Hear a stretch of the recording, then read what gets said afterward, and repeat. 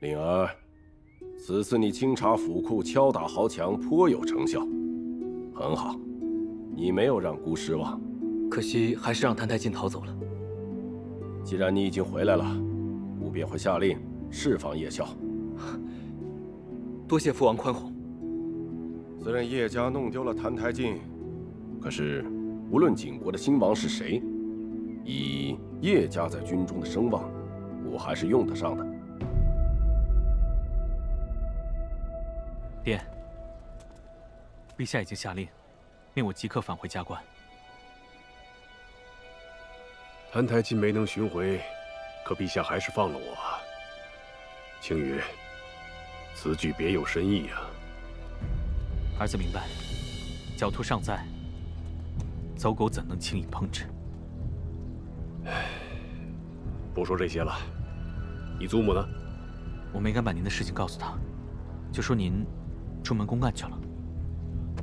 你做得对，回去吧。哎，两位大人请留步，我在北方遇到位小娘子，她托我将这封家书交给圣都叶家。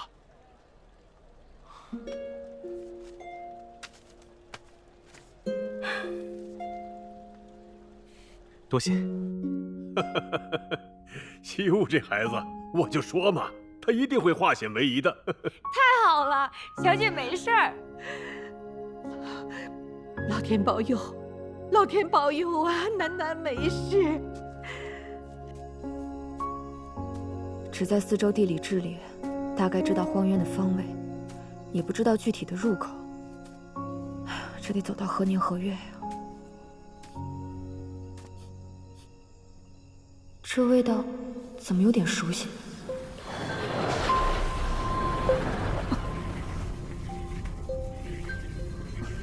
狐狸精？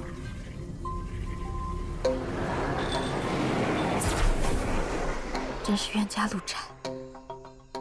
你有7尾，道行不浅，为何妖力看起来这么虚弱？还不是拜你们所赐。那谭台烬的血，当真厉害，我被伤了元气，调养了几日都没好。那还不是怪你先惦记我二弟的元神。不过说到底，也是小魔神欠下的债。青石之玉的力量能帮我解咒，应当也能替狐狸精疗伤。好了，我帮你疗伤。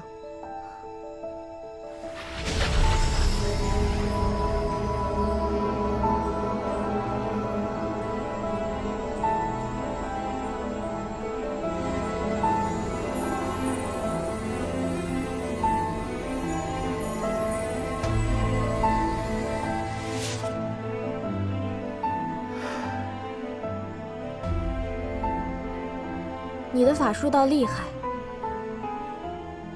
谢了。我自打出了荒渊，就没受过这种罪。你是从荒渊出来的？有什么好大惊小怪的？我父母都是当年追随魔神的大妖，我自然也就出生在荒渊里。可荒渊不是被封印了吗？你怎么逃出来的？我记得我小的时候，荒渊的结界的确是一道不可逾越的存在。不过，荒渊的守护神镇守了万年，力量也渐渐衰退了，许多妖魔都趁乱逃了出来。我一直向往外面的世界，便也拼了一把，逃了出来。荒渊的守护神是谁啊？我没有见过他。好像叫季泽，掌管时间的咒神季泽。这过虚境是咒神季泽的神木所化，咒神的神力可以穿梭时间。若我们用此阵法回到过去，在谭台烬成魔之前诛杀他，就能斩断魔神必将临世的宿命。世上的生命，早该在神魔之战时就尽数陨落了。他竟在荒渊之中，怪不得魔女跟我说，在那里可以找到答案。你这么激动干什么呀？你知道荒渊的位置吗？啊，我干嘛要告诉你啊？你你怎么这样啊？我刚才还帮了你。你们妖怪不是最讲什么报恩吗？我呢，不要你以身相许，你就给我带条路，咱们俩就算扯平了，好不好？好吧，我就勉为其难给你带趟路。多谢小狐狸精，咱们走吧。叫谁小狐狸精呀？狐狸姐姐，真乖。走那边。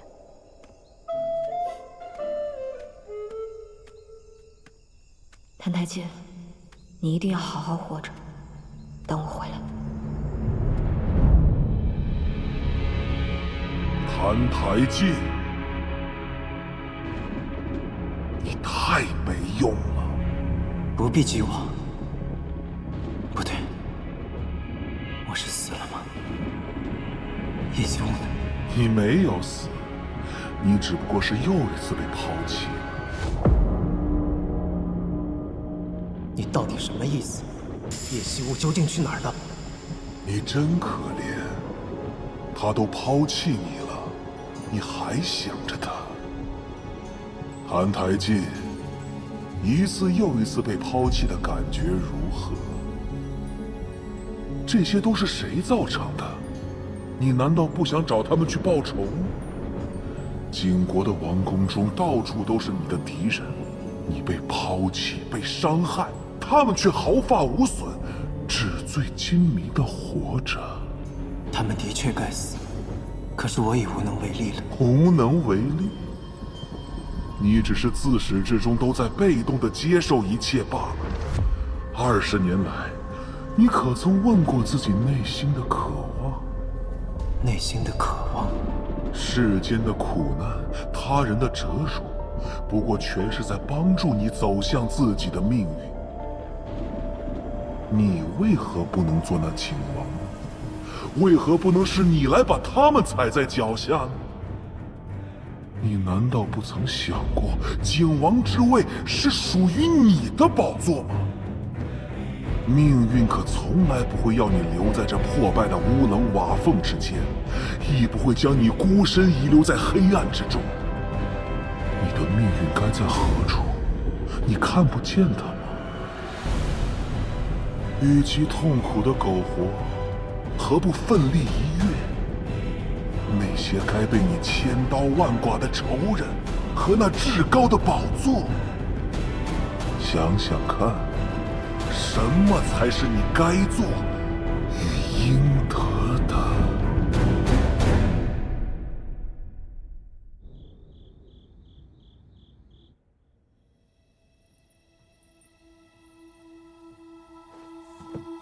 你眼睛怎么了？没事，刚才进了一点灰尘。我说，小狐狸啊，都说了几次了，叫姐姐。狐狸姐姐，我们都出来几日了，您这样悠哉悠哉的，什么时候能到得了荒渊啊？你着什么急呀？我伤得很重，需要静养。你方才和人调情的时候，我看着气色好极了。哎呀，看在咱们相识一场的份上，我劝你啊，还是不要为了提升修为，吸食凡人精气。走上魔修之路，迟早是会死在雷劫下的。我可不为那点修为，我只是觉得那些男人不经斗的模样很有趣罢了。有趣？你也是这么想我二弟的吧？我看他对你却不止如此。游戏人间虽然潇洒，可若别人当了真，或是自己当了真，该怎么办？感情这种事，常是不由己的。小丫头，你可知道什么是情丝？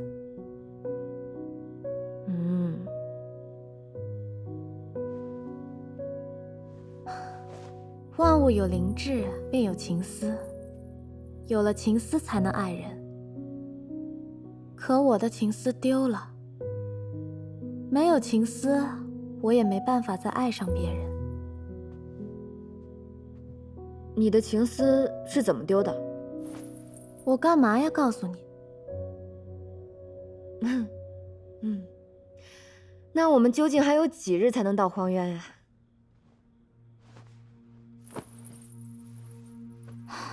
想来去荒渊可不是件容易的事。我原本是一只9尾妖狐，为了出荒渊自断2尾，毁去了千年道行。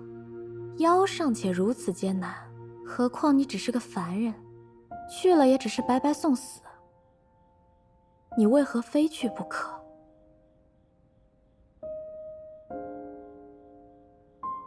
就算真是送死，我也要去。或许只有在那儿，我才能找到救人的法子。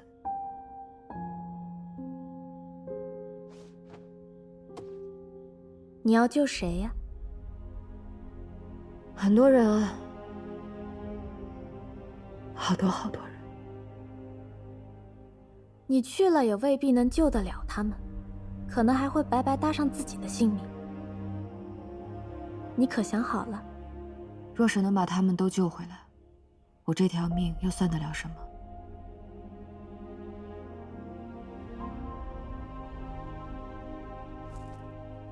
无论是你带路，还是找别的方法，我都一定要去。好吧，本想念在你对我有救命之恩的份上，劝你2句。既然你如此死心眼儿，那我们天亮便出发吧。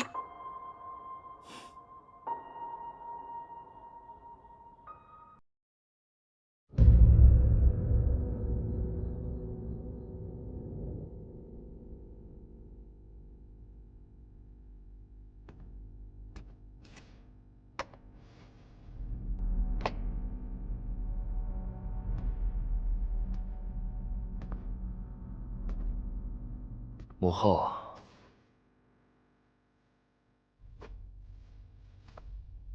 你为了父王放弃了自己的性命，我却不愿如此。还有那些笑过我、辱过我的人，我将他们都杀了，一个没留。母后，你该为我高兴才是。儿子如今成了大境的王，举国之内无人能再伤我分毫。人人都敬我畏我，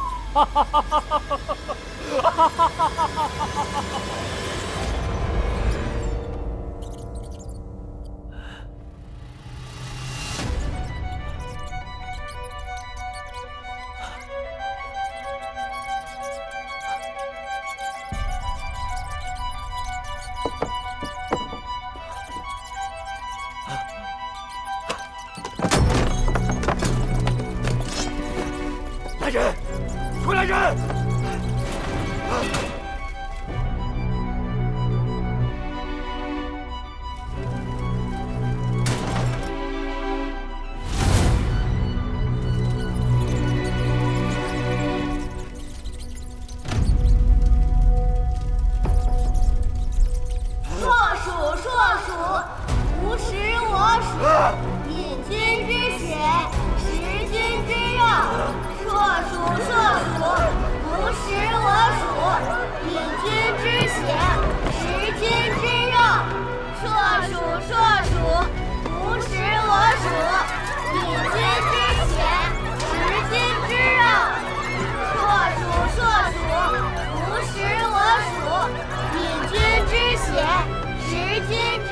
瞎吵什么？从哪儿学来的？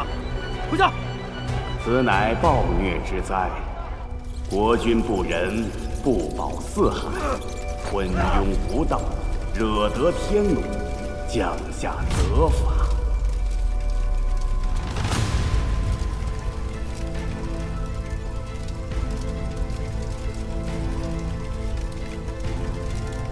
是你，是你使的妖术！是我。我告诉过你，从那日起，你便再无安寝之日。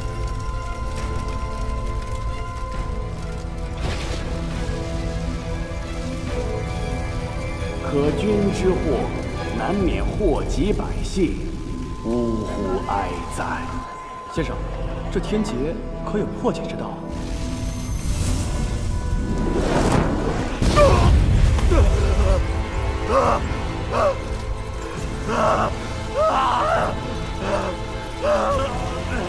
谭太进，我做鬼也不会放过你！总有一天，我要把你和那妖女做骨养灰！澹台明王，人死魂散，你还是安息吧。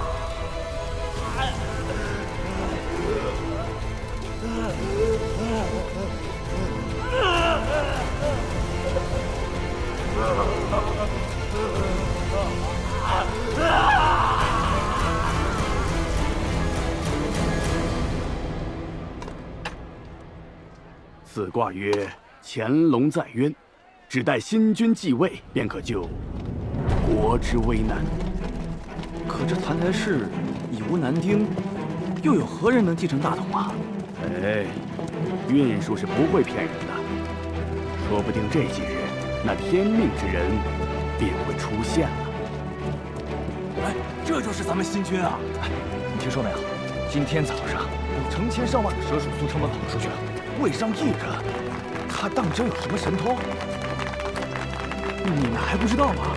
城里都传遍了，这位新君是先王最宠爱的小儿子，还是一月族公主之子。只是之前一直在圣国为质，以身荣辱换我大景太平，为国居功甚伟啊！天命之子。新君继位，入圣殿，目听圣言，以承天寿，万年遗旨，先祖庇护，降下圣人，除暴虐，平灾乱。而今暴君已死，新君当立，昭昭天子，惠我吴疆，绵绵我王在羲之光。景国，我还是回来了。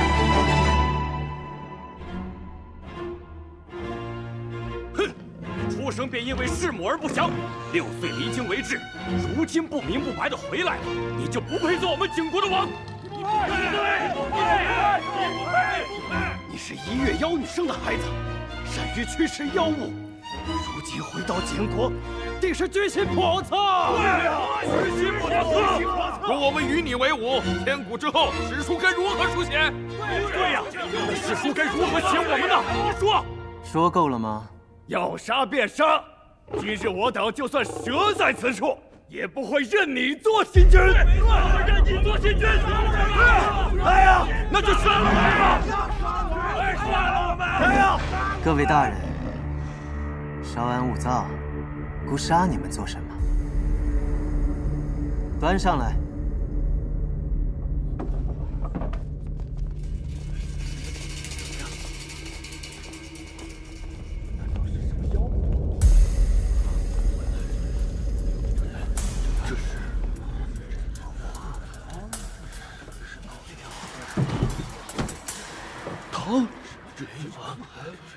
这要用膳吗？各位大人说了这么久，想必也饿了。姑特令人给诸位备了膳食，咱们边吃边聊好了。来人，替姑好好款待诸位大人。是。这时候喝什么汤呀？诸位大人对先王如此忠诚，令姑好生感动。当然是要用最好的膳食来款待诸位，各位一定要一饮而尽，才不枉费姑对诸位的敬仰之心啊！怎么不吃啊？是姑的款待不合胃口？别说，这一月族的肉汤还真不错。哎呀，这汤里怕是有毒啊！这是。你个心狠手辣之人！怎么办呢？快吐出来！哎呀，姑可没有下毒的想法。你们的先王已经死了，诸位都是忧国忧民的忠臣，这么快就及时出现姑这个新君，让景国百姓免于灾祸，诸位应该感到开心才对呀。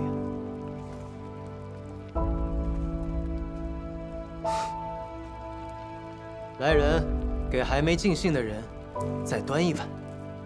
愿意与孤共食一鼎的，孤自不会亏待你们；要是还执迷不悟的，孤也不会强留，就准你们去先王陵寝，对着他的空棺跪到满意，以尽哀思吧。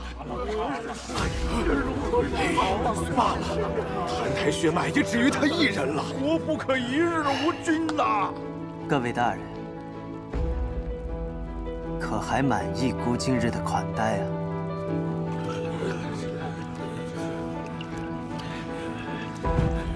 微臣满意，愿与陛下共食一鼎。微臣满意，谢陛下恩赐。送各位大人回去休息。是。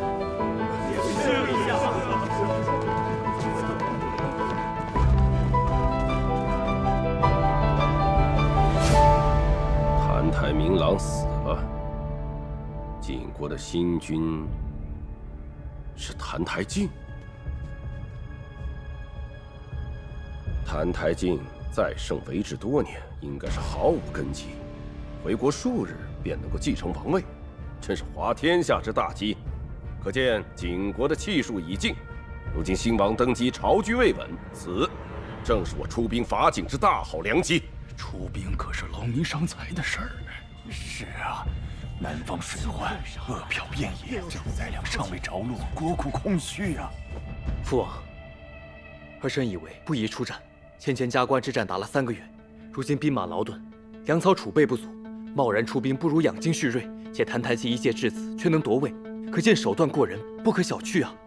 是啊，刘殿下说的有道理。当年叶大将军大败晋国，才有澹台烬南下为治，对我郑国俯首屈膝。如今这晋国再奉此庶子为主，足见天意，要我大胜再败晋国，待杀了澹台烬，传首边郡，方可不辜负天意如此之安排。请父王三思。怎么？你对孤的判断有所怀疑吗？那你现在就来接替朕，坐在朕这个位子上。儿臣不敢。此事不必在意了，孤意已决，传孤旨意，发兵晋国。臣领旨。陛下，澹台明朗余孽尚未肃清，圣国又派出大军压境，这是要趁您主少国疑之时，趁火打劫呀！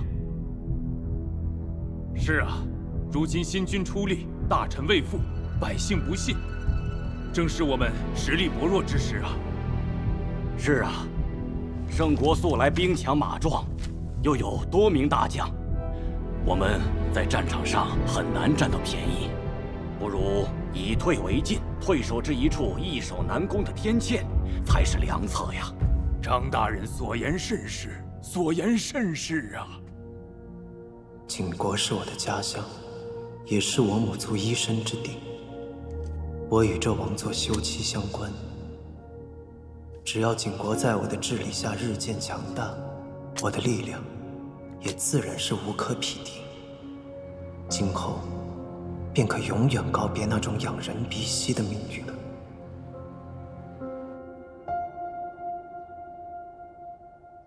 孤知道了。陛下，那我们应当退守至何处啊？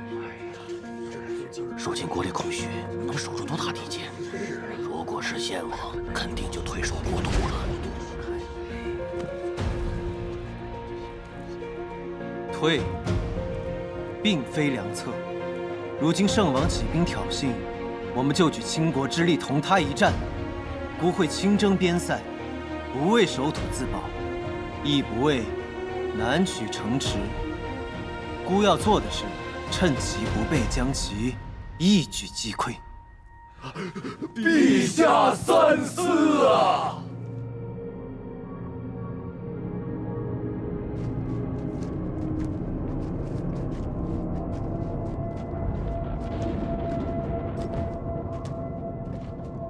到了，再往前就是荒渊的结界了，我可不想再靠近。多谢你一路相送。好了，答应你的事情我已经做到了，能不能进去就看你自己。我们就此别过吧。狐狸姐姐，多谢你。谢这个字，等你活着出来再跟我说吧。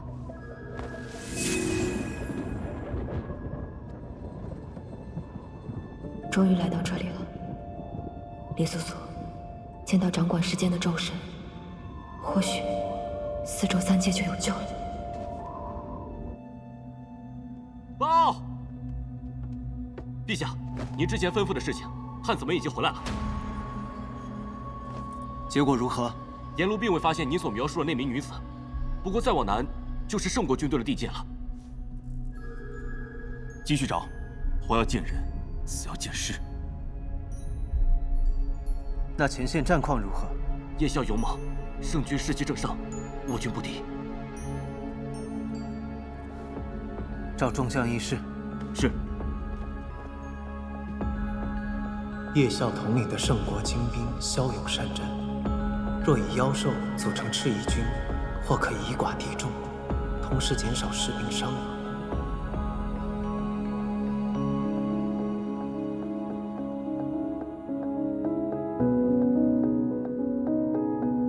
叶希雾，你最好别死，等姑抓你回来。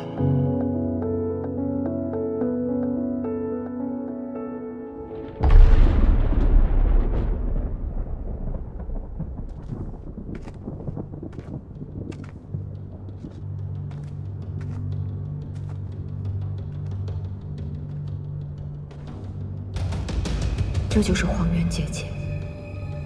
以我现在的凡人之躯，恐怕难以承受结界之力。对了，或许我可以试着借助轻视之玉的力量驾驭重宇。重宇，只能赌一把了。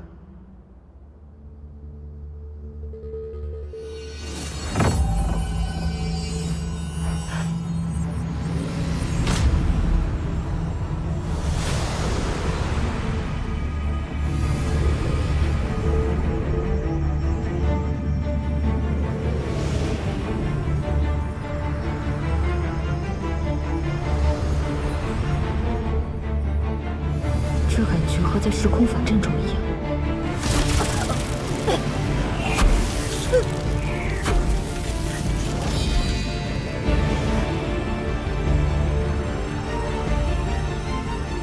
苏苏，苏苏，你是谁？到我身边来。你为何会知道我的名字？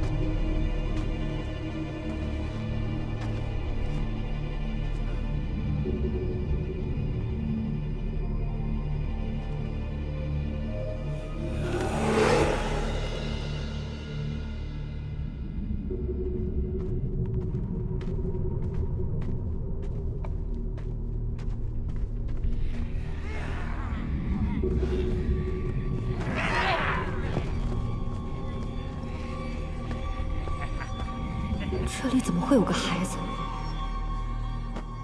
走开！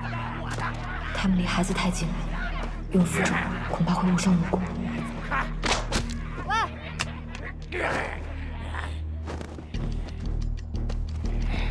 又来一个人类，今天运气还真不错啊！来呀，有本事来抓我呀！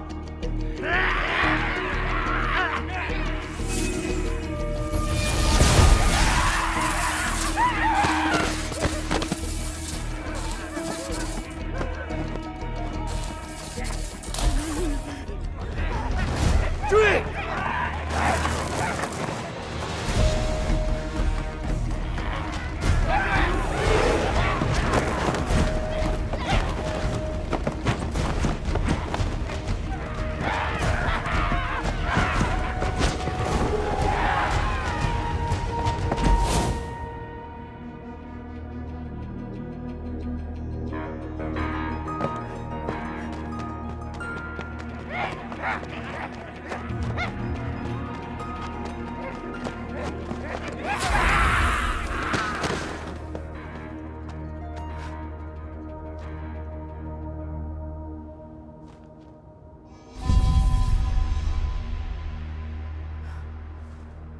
黎素素，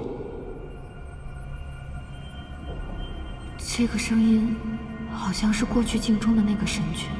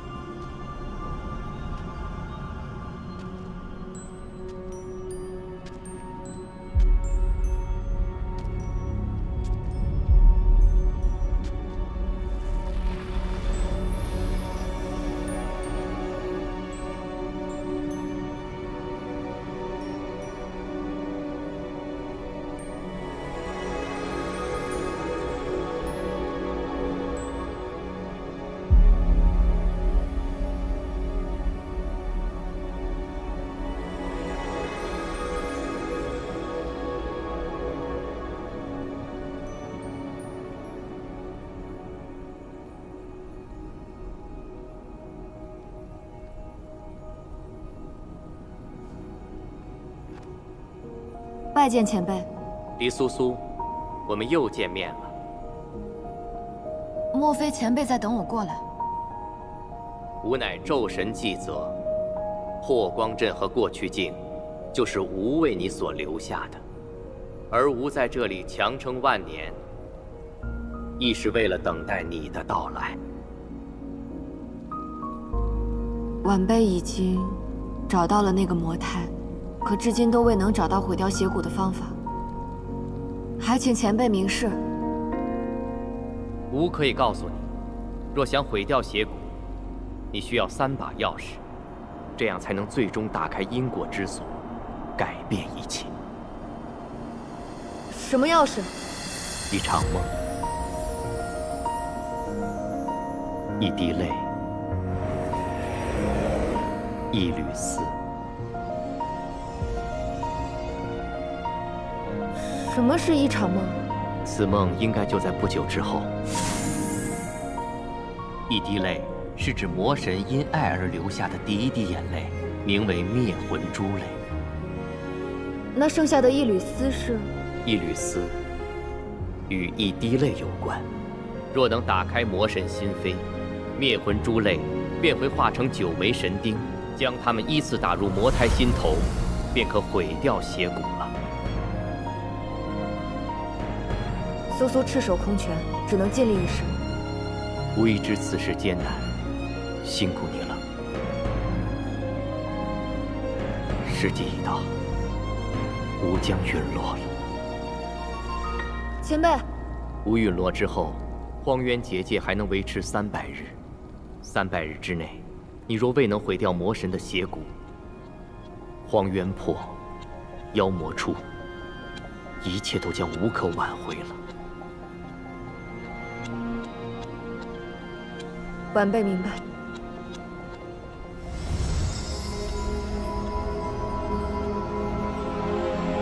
吾终于可以去陪同袍们了。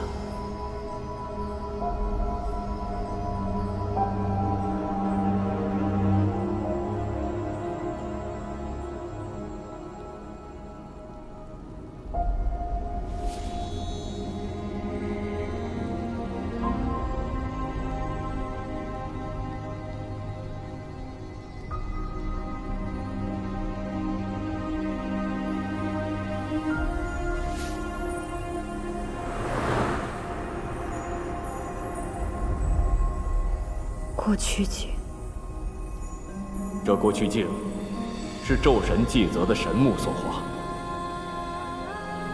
原来前辈等在这里，就是为了这因果。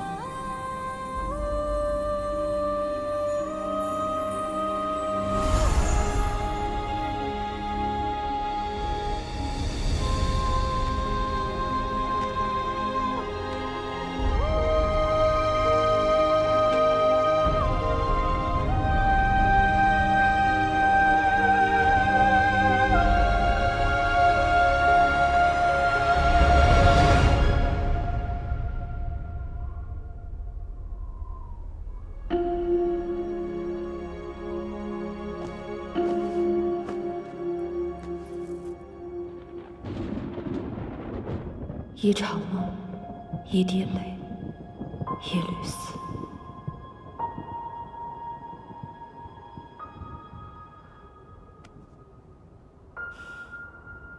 幸好有神力庇佑，浊气入体不深。小妹妹，小妹妹，你醒了啊？来。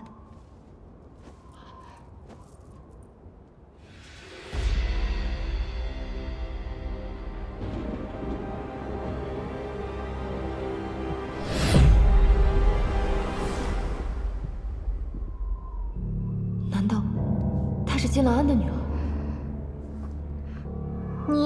你是谁？我是叶希雾，方才在山崖下碰到你，你感觉怎么样？我记得我好像掉进了一个很深很深的洞里，怎么又出来了？那你还记得是谁带你来的吗？是一个脸上有疤的叔叔，很凶很凶。来。脸上有疤，应该是谭台明了。走，我先带你下山。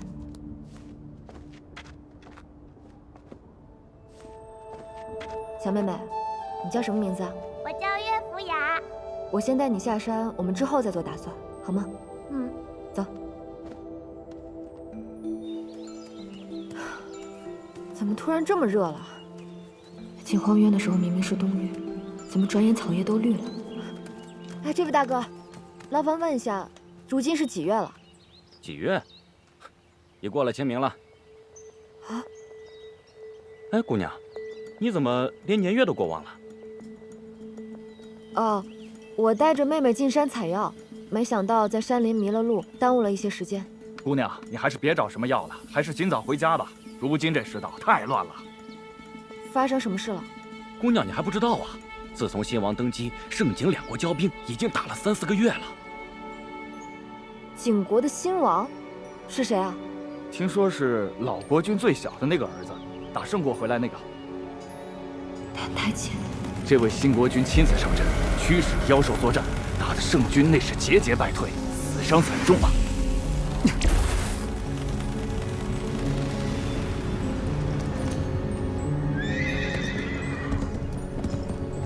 恭迎陛下！听说叶大将军坠马受了重伤，至今还昏迷不醒。如今是叶小将军替父出征，镇守加官。爹爹生死不明，青玉叶处境凶险，谭台烬竟然还当上了景王。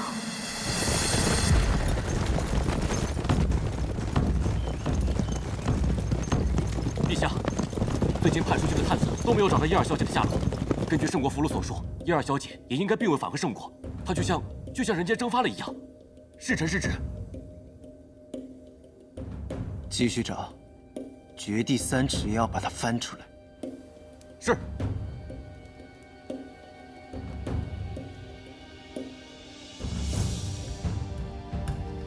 白羽，加官战事如何？听说对面粮草已经跟不上了。回陛下，据密探回报，圣王生性多疑，叶校负伤，圣王颇有微词。此次叶青羽出战，许进不许退，军粮军饷都十分苛刻。刘副将，我们的粮草还有多少？口粮已不足3日了，将军。紧扣每日都来攻城，将士们的口粮和伤药削减的厉害，很多弟兄都快撑不住了。而父连失3城，举国蒙羞，所费粮草甚巨，今官仓空虚而自去筹措，加官失守，故定将叶氏满门抄斩。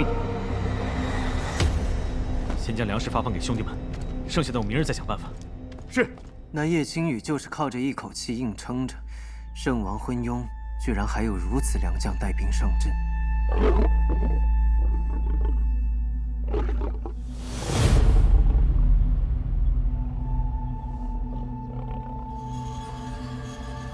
最近可有猎得什么厉害的妖兽吗？属下听闻附近山中有一7尾妖狐出没，已派了人手去猎捕，但还未曾猎获，是属下失职。看来是遇到熟人了。无妨，姑会亲自去。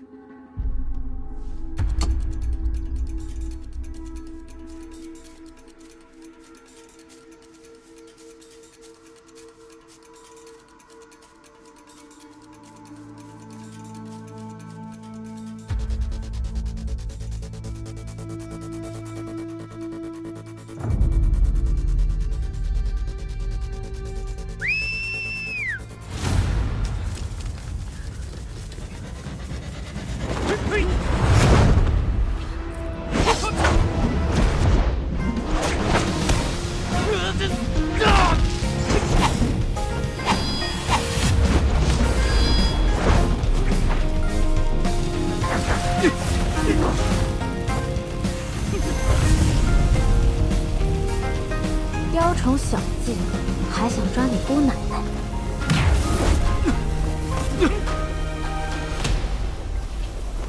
不好，这妖精要逃了！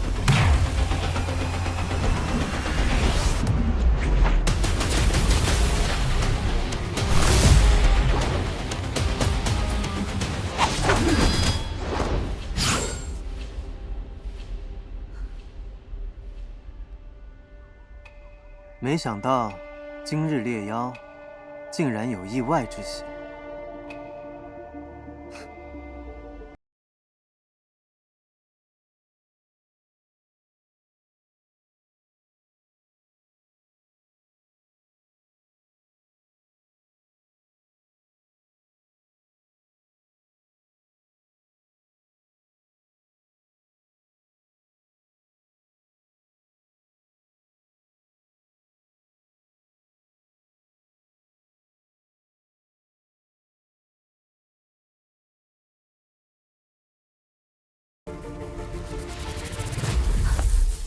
姑今日突然不想杀你了，你或许还有别的用处。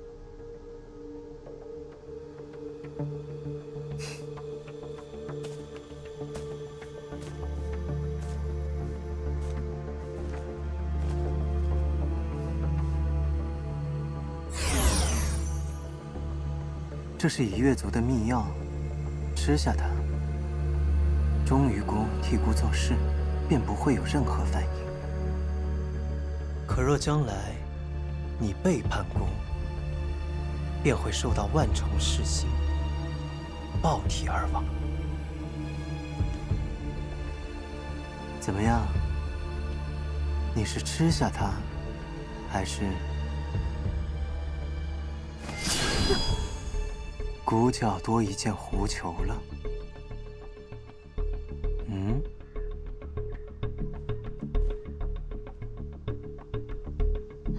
慢着，我答应你。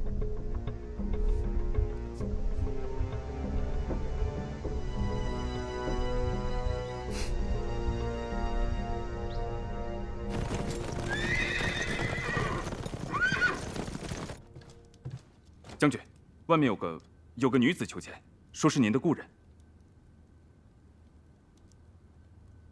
让她进来吧。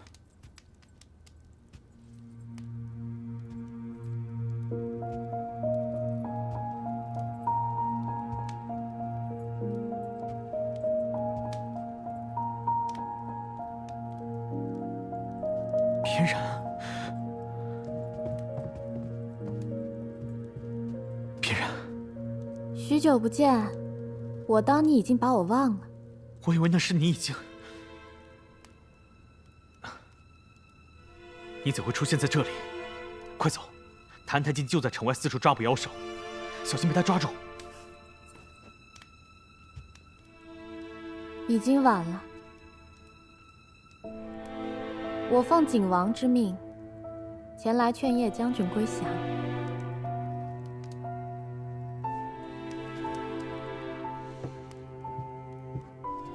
你走吧。我就知道会是这样。你别着急赶我走嘛，就当陪我叙叙旧。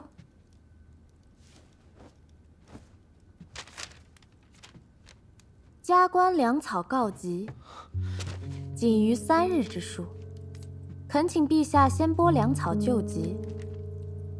臣定当竭尽全力守住加官。像这样的奏书，你上了几封？又可有粮草送来？圣王打得好精明的算盘，粮草都没有，却要人守城，还是说，圣王根本就不在意将士的生死，只在意这座城池是不是他的？你知道澹台烬有多少赤翼军吗？在我出来之前，他吩咐手下，3日内再不拿下加官，他便亲谕赤翼军攻城。到时候，又会有多少人丢掉性命呢？既然如此，那你就去劝澹台烬少些杀戮。正是因为战不在他，所以才来劝你。叶青羽，他不杀戮，就天下太平了？你真是天真。这场战争本是圣王挑起的，皆因气不过当年摇尾乞怜的质子，如今能登基成王。你不是个糊涂人，你也知道，再这样下去，结局只会是全军覆没。圣王何其愚蠢，竟看不透这一点。与其替这样的君王卖命，还不如另投明主，保全将士们的性命。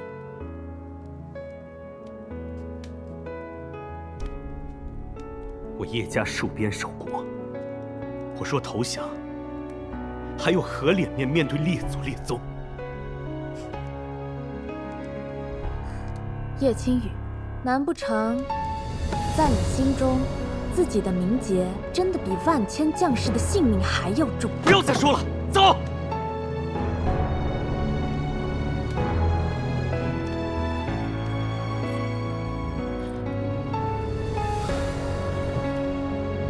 我只是一只狐狸，哪里懂得什么国家大义？澹台烬愿意明天孤身来见你。若叶将军实在不愿意归降，杀了他，结束战祸，也是个绝好的机会。没想到你真敢单刀赴会，倒也有几分胆色。将军言错了，孤可没带刀呢。几日不见，你也开始称孤道寡，真是令人刮目相看。上次见你还是威风凛凛的叶小将军，短短几日，将军憔悴了。若我现在杀了你，或者将你活捉带回去，我叶家又要添一笔功勋。那你大可试试，看看究竟是会平步青云，还是圣王会忌惮你功高震主？后事凶吉不妨再论。我今日斩了你，倒是为天下除害无益。叶青羽，孤也是在圣国为之多年，圣王生性多疑猜忌，你我都十分清楚。叶家早已是危如累卵。雷霆雨露，俱是君恩。我叶家是圣国子民，不是你一两句话就能挑唆的。的确，叶家的一切本就是拜他所赐。若只是叶家受了些委屈，你叶青羽不是不能忍受。可是这天下有多少百姓如同在叶府为婿时的我一般，一无所有，只能任人摆布。圣王根本不在乎他们的死活。若叶家只满足于安享君恩，任由这庸懦短视之人继续胡闹下去，天下百姓的生活只会更加困苦艰辛。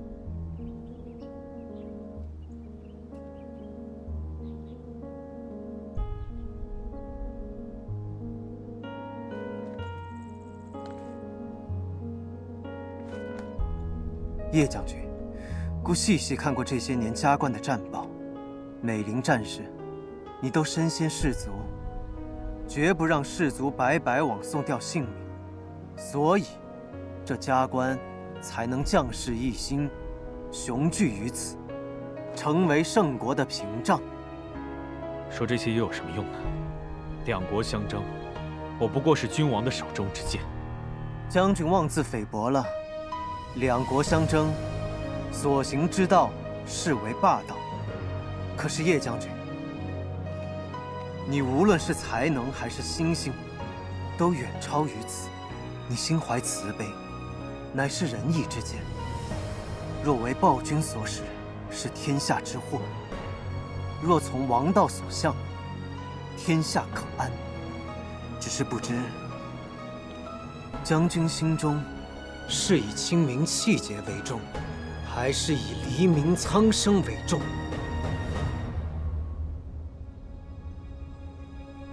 只希望天下再无烽烟，有朝一日能够重归一统。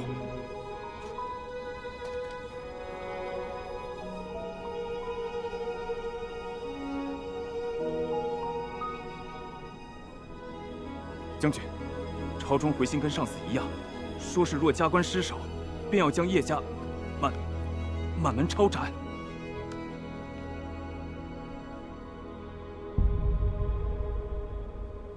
这是高祖赐予叶家的玉佩，也代表叶氏家督之位代代相传。今天，爹把它交到你的手里，记住，宁死不降，从容就义。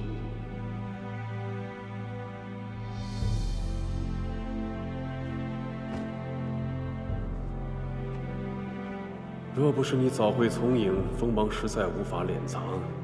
爹真希望你，就像你大哥一样，在家里吃吃喝喝，做个凡夫俗子，了此一生，多好。何必非要做什么少年英雄呢？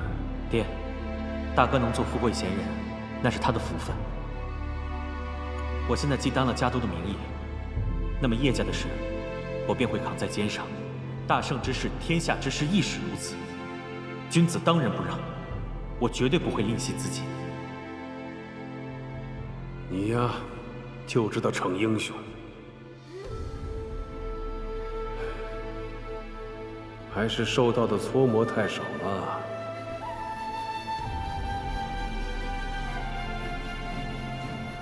将军，进兵到城下了。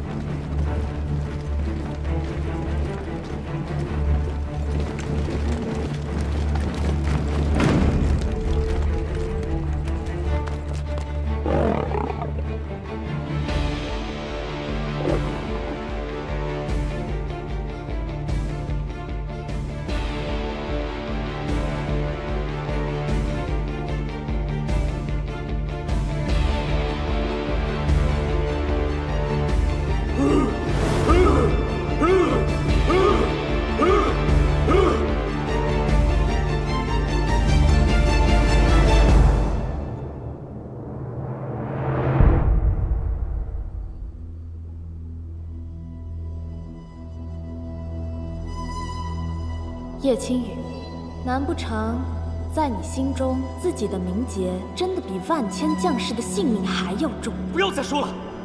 不知将军心中是以亲民气节为重，还是以黎民苍生为重？加官失守，定将叶氏满门抄斩。若叶家只满足于安享君恩，任由这庸懦短视之人继续胡闹下去，天下百姓的生活只会更加困苦艰辛。我为加官守教，受朝廷俸禄，自当尽心竭力守住圣国江山。但从心底，只希望天下再无烽烟，有朝一日能够重归一统。孤要做的是一统天下，结束战祸。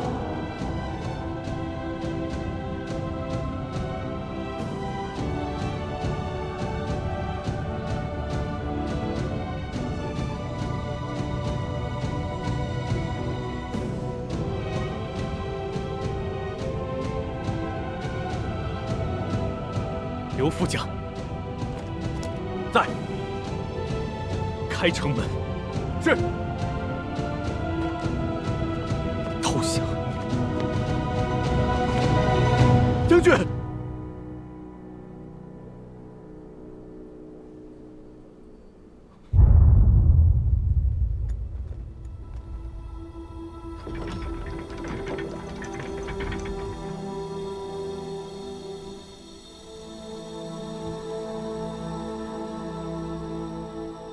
父亲，对不起，青羽不忠不孝，但求对得起天下苍生。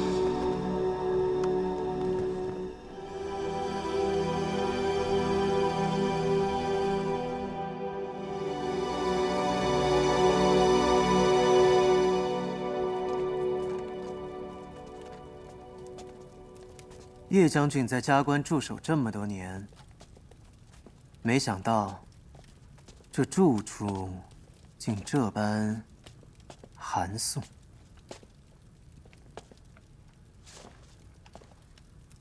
圣王生性多疑嗜杀，待收到军情，多半会株连你的家人。孤已经派人去圣都将你的家人接来，不日即可抵达景国。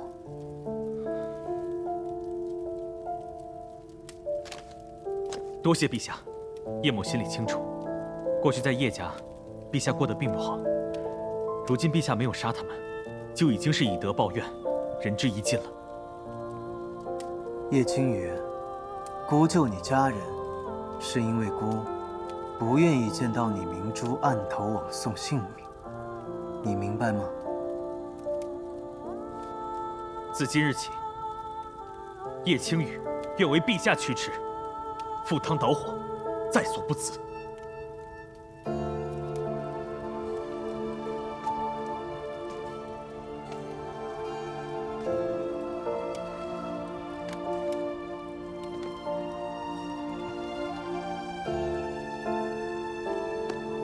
叶将军，你愿意让孤做执剑之人，是孤之幸事。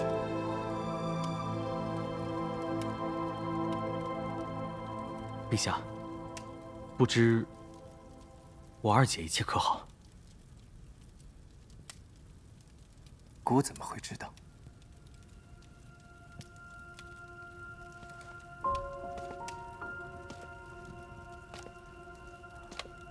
他数月前就已经离开了。二姐骄纵，以前都有得罪，还望陛下宽宥。一切惩罚，我愿替她承担。孤有些累了，你先回去休息吧。叶将军，请。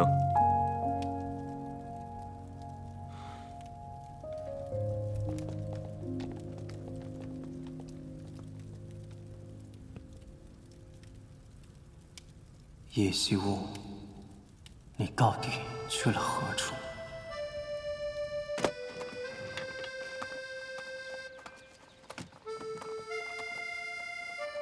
岳大叔，岳夫人，就劳烦你们照顾好她。姑娘放心，我们一直没有孩子，会把她当成亲生女儿对待。傅牙身世可怜，安全起见，还是给她改个名字吧。这孩子既然跟了你们，也该换个姓名，好好生活。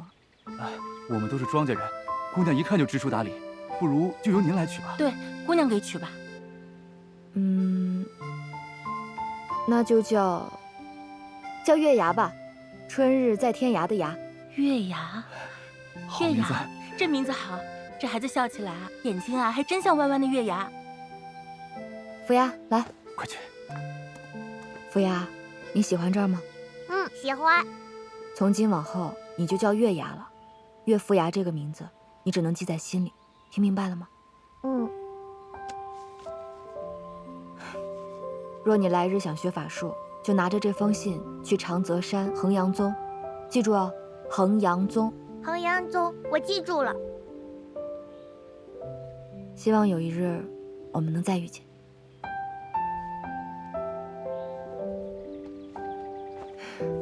那我走了。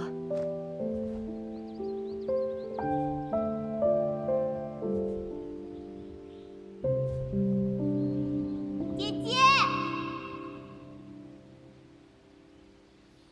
再见。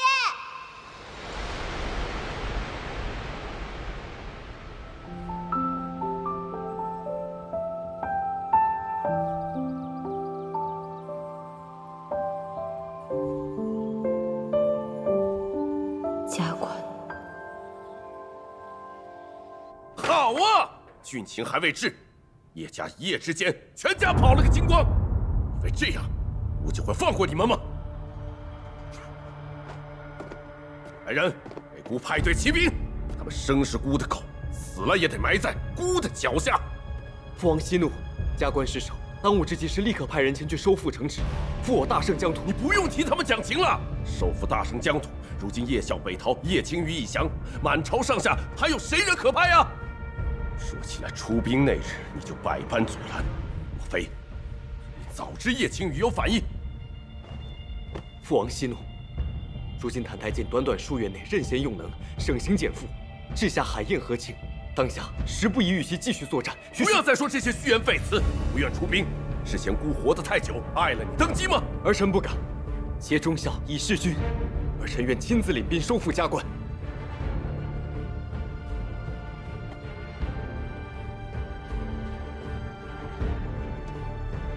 准。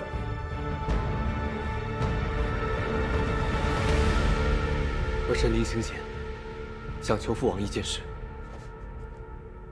何事？冰长虽是叶家人，如今却是儿臣之妻。求父王饶过冰长性命。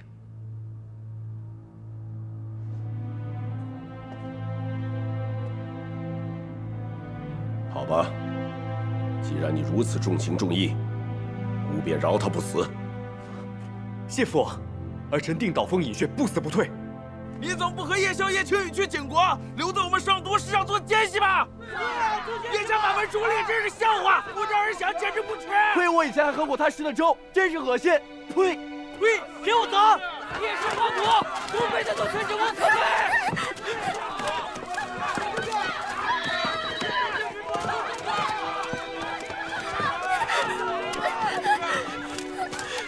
今日是我来晚了，让你受了委屈，以后都不会了。可通过这件事，也让我实在不放心留你在圣都。殿下何出此言？什么叫留我在圣都？冰长如今已无家人可以依靠，殿下，你让我把话说完。父王已答应我，叶家之事不会牵连于你。可如今圣国已无大将，我已请缨出战了。殿下要上战场。冰长，战场凶险，军中艰苦，你一向柔弱。殿下，天下民意汹汹，陛下就算不处置我，冰长身为叶家人，恐怕也难逃一劫。冰长死不足惜，可我怕我走了之后，殿下身边再无提己之人照顾。即便是死，我也想死在殿下身边。殿下，带我离开吧，我不想一个人留在圣都。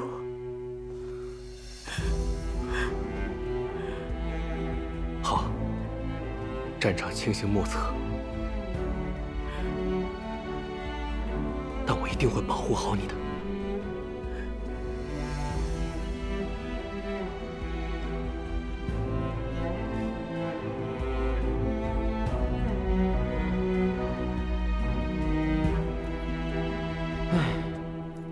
与叶将军在京中饮茶的情形犹在眼前，怎么会变成这样？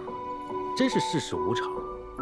两国交战，受苦的还是黎民百姓。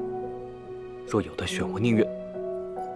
小师叔，你本是方外之人，这种两国争霸的俗事，你大可置身事外。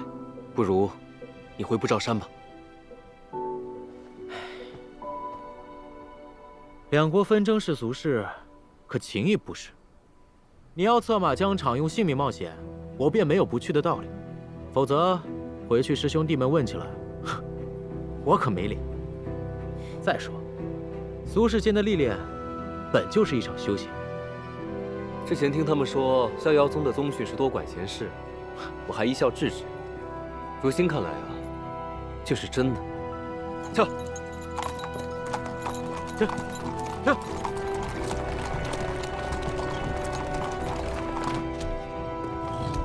萧凛竟然亲自来了，看来你的投降着实是刺激到圣王了。不过，孤倒是很期待与萧凛再次见面。过去在圣国，他是高高在上的六殿下，而孤只是一个受他照拂的质子。若按世人所说，他也算是孤的恩人了。六殿下仁厚，所到之处，皆有恩义。所到之处，皆有恩义，的确是他的为人。可惜，恐怕孤要做那个忘恩负义之人了。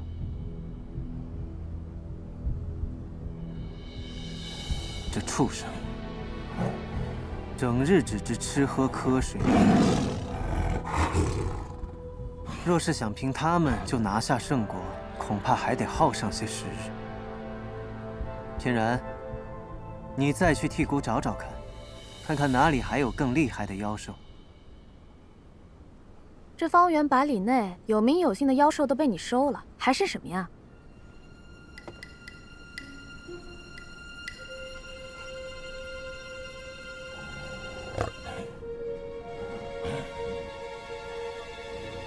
加官离漠河不远，传闻漠河自古便是一条凶河，难保水中没有妖怪。你去替姑找找看。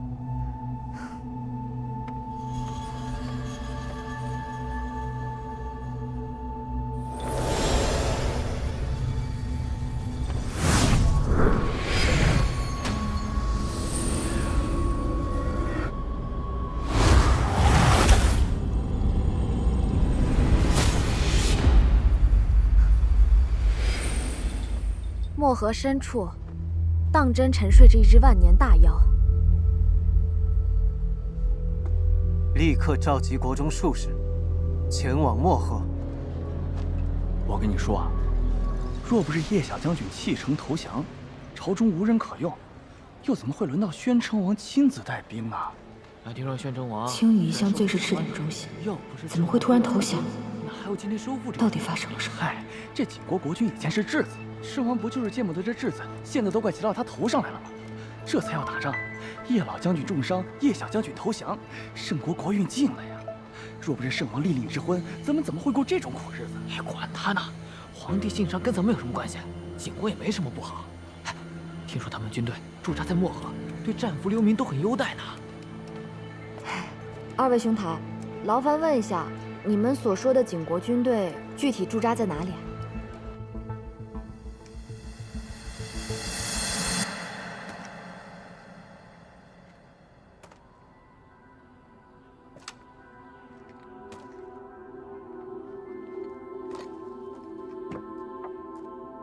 连着几日昼夜行军，到了这漠河边上，总算能停歇一夜了。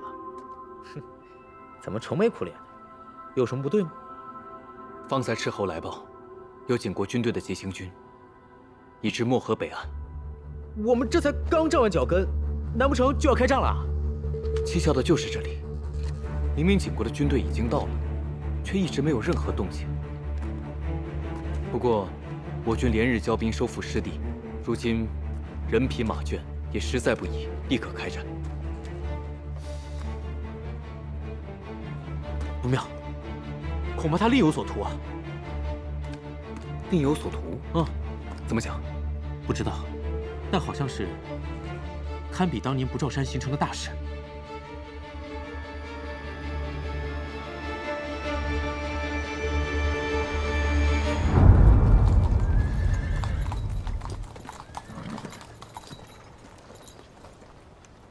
诸位远道而来，辛苦了，先准备起来吧。今日之事不容有失。是。我还有巡视的任务，烦请叶将军带他们回营吧。走吧。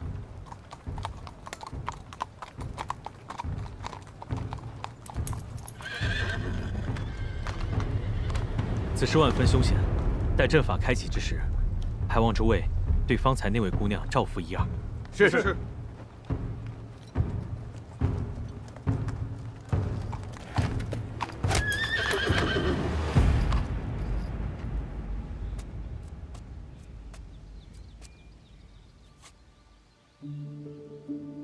青羽，好久不见。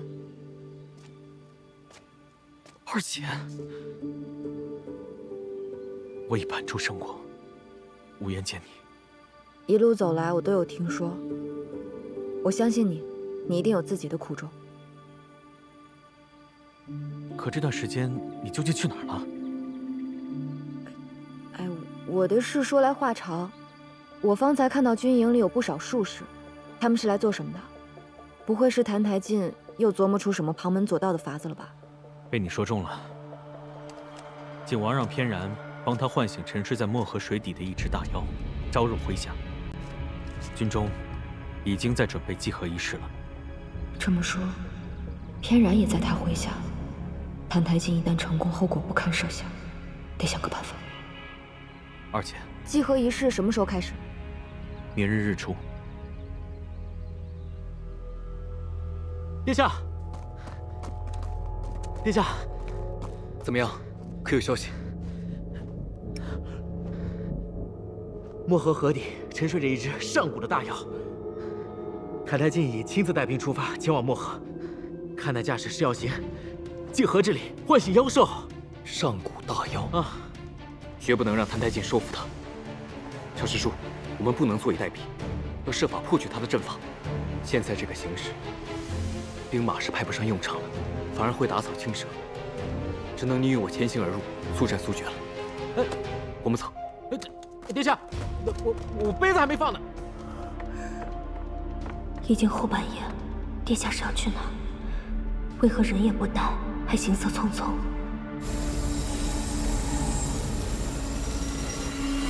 陛下，我们从南境找来一些懂阵法的散修，一定能成功布阵。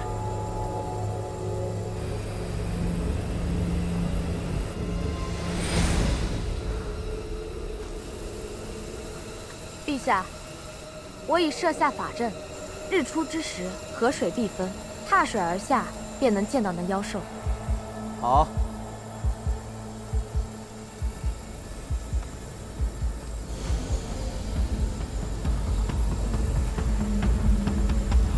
时机已到，开！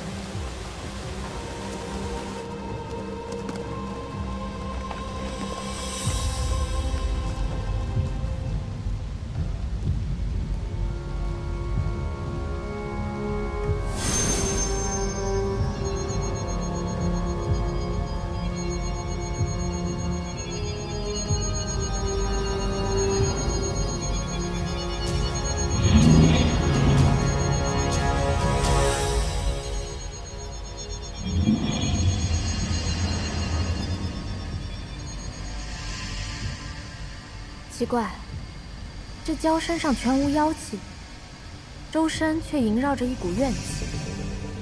长此以往，必会被这怨气所吞噬，变成一条魔蛟。如此岂不是更好？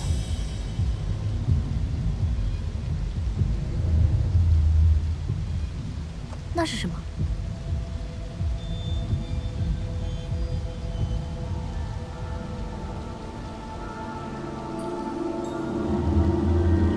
一个破河蚌壳子。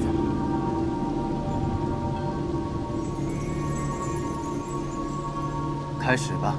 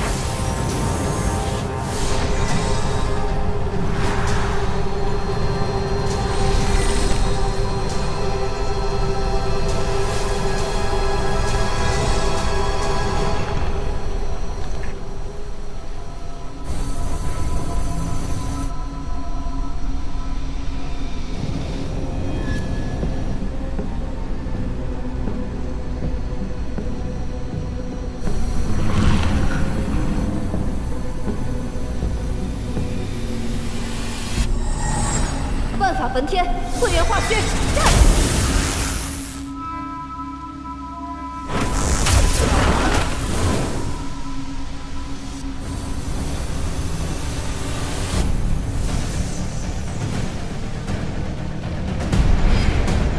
天然。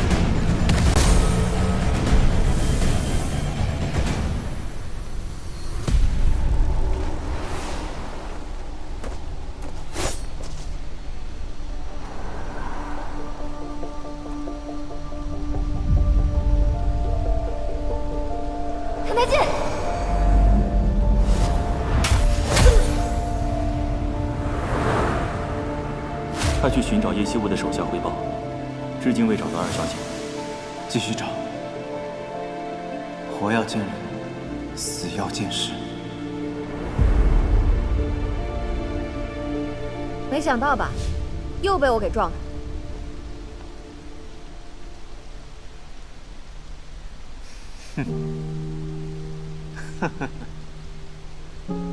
上次你不辞而别，现在回来。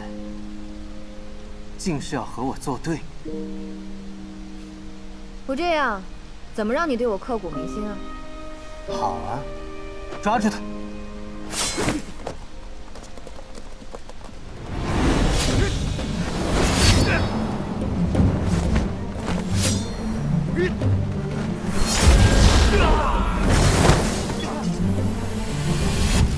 二小姐，你没事吧？二小姐，你好生勇猛啊！ 庞博士，陛下，我去解决他们。慢着，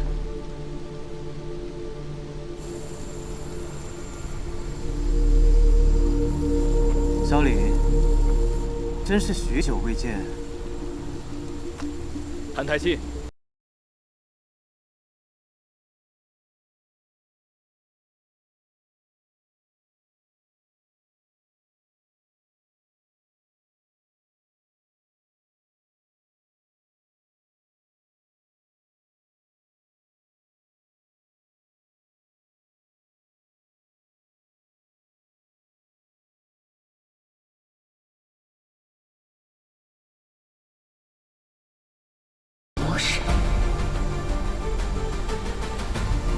怎么样啊？为何要这么做？只不过我想报复的人，碰巧在那日都聚齐了而已。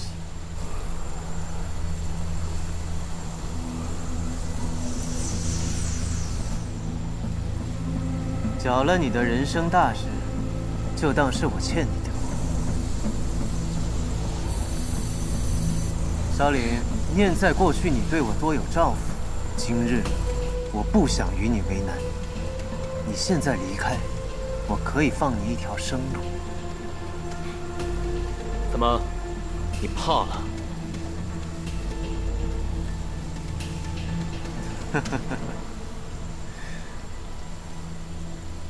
萧凛，你知道吗？其实我从小就在暗地里学你待人接物。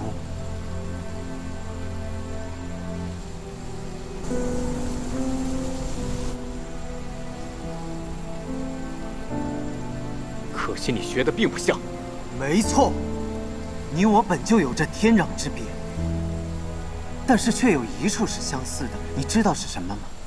谭台烬，你到底想说什么？你尊贵仁善，但是你的兄弟却并不喜欢你，想要取你而代之。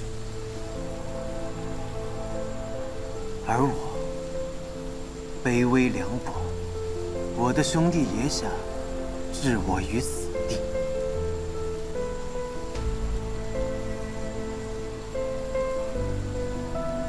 多浪费啊！啊！我有时候就在想，若是没有这些贤人，或许能够拥有同一个姓氏的，便是你和我了。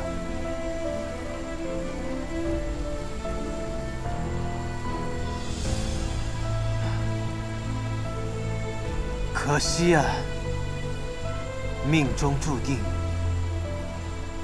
你我能是敌人。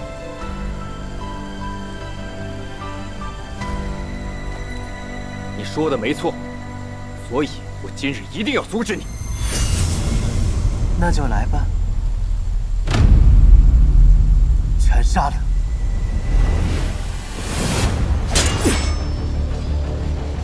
阵法已经修补好了，继续。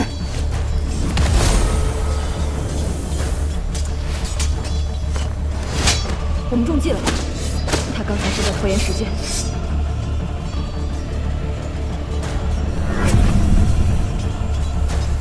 不好，他们要强行唤醒杨潇。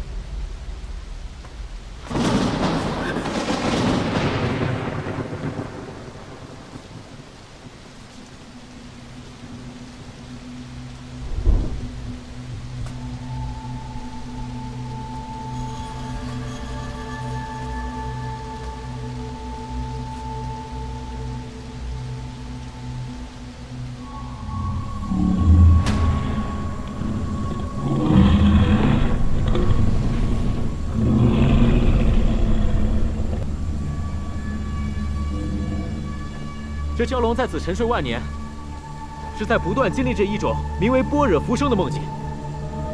哎呀，所谓般若浮生，就是通过梦境回到过去的记忆当中，把所有的悲喜重新经历一遍，然后不断循环，令人不能自拔。所以这1万年，他一直在梦里活着。他的眼睛是怎么了？一念成神，一念成魔，这可能就是长期沉睡的缘由。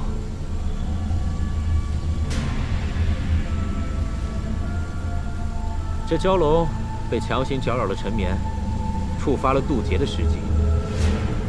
成魔还是成神，就在此刻了。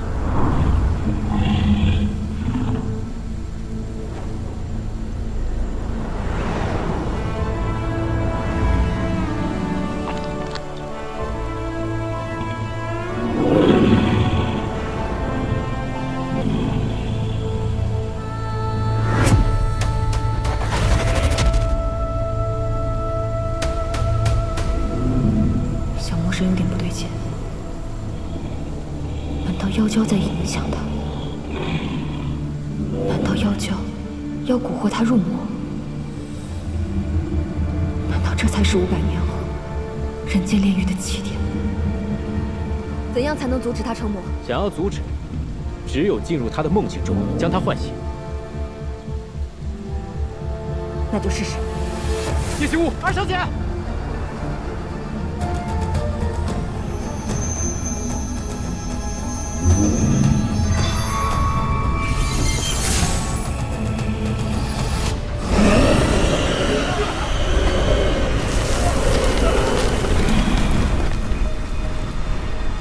你进去那么快干什么呀？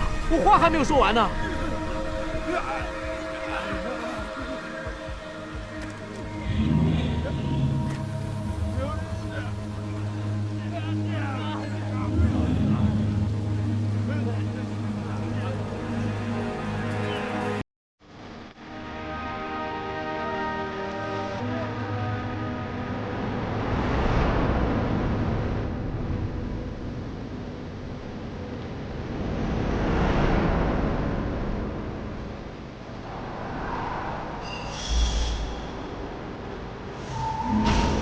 他怎么也进去了？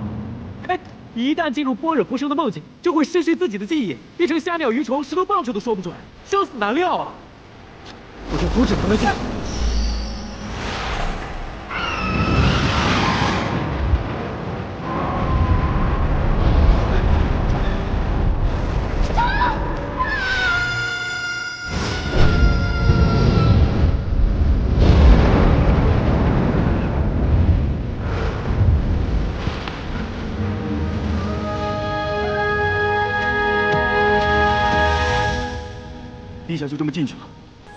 有危险。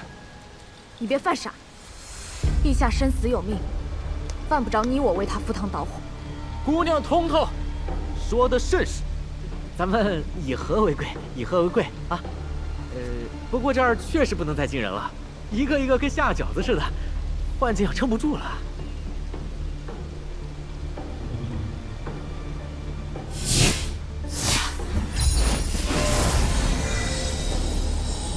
陛下现在进了般若浮生，你我动起手来就是投鼠忌器。老实待着吧。你们3个对1个，一定要赢了澹台烬啊！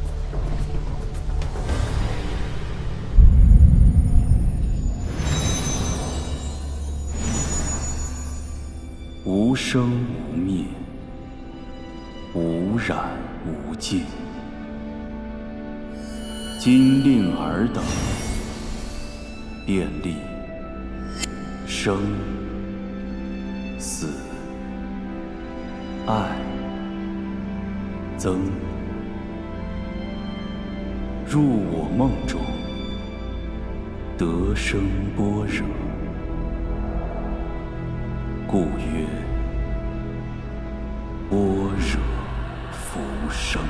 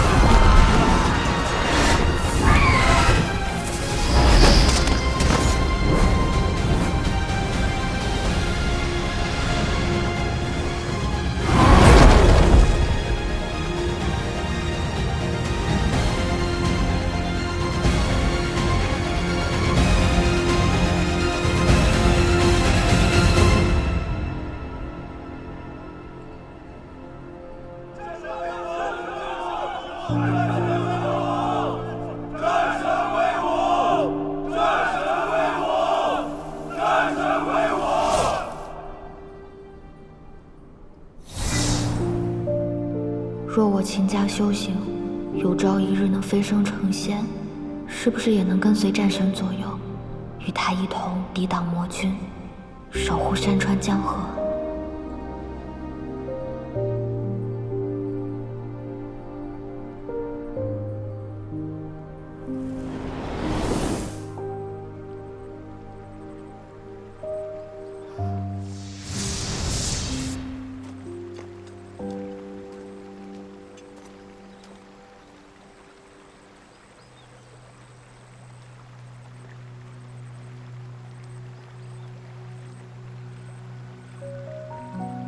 阿九。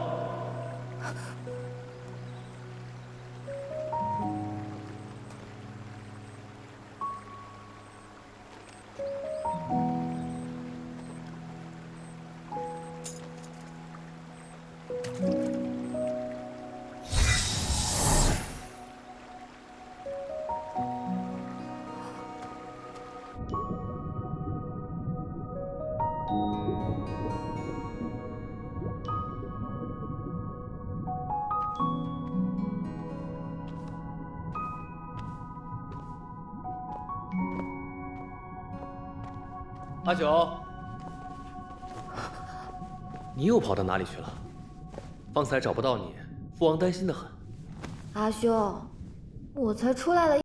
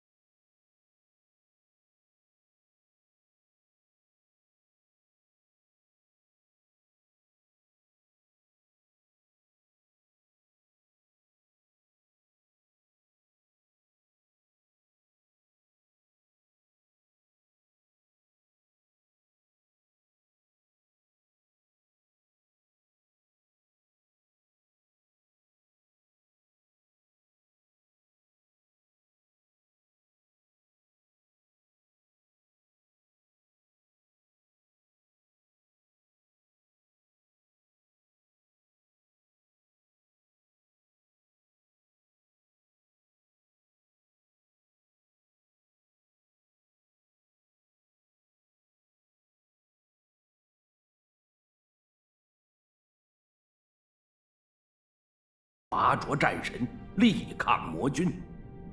同为水族，我们蚌族面上也有光啊，与有荣焉。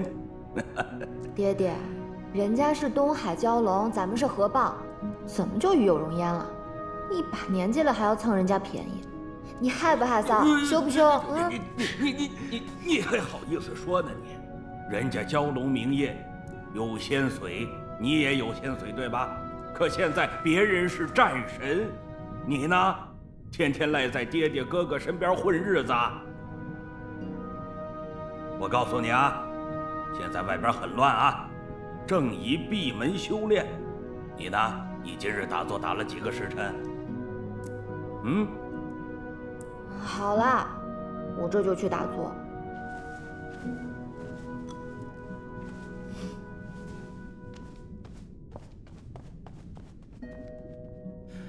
你说这丫头最近是怎么了？神出鬼没的，在家里也是魂不守舍。她到底出去干什么去了？这几日外头不是在打仗吗？一个没看住啊，阿九就溜出去看热闹了。看热闹？哼，依我看，他是去看打仗的人吧。哎呀，真是女大不中留啊！按理说，待他修成仙果，我舍下这张老脸也不是不可以去替他提亲试试。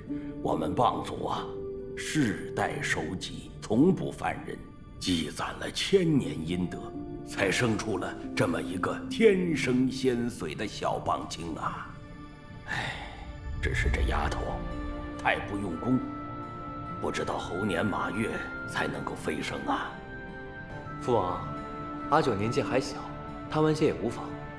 人言福兮祸所伏，如今呢，魔神临世，4州3界的前途未卜。阿九呢，就还是在这漠河水中，方能安度春秋啊。你说的也对，平安才是福啊！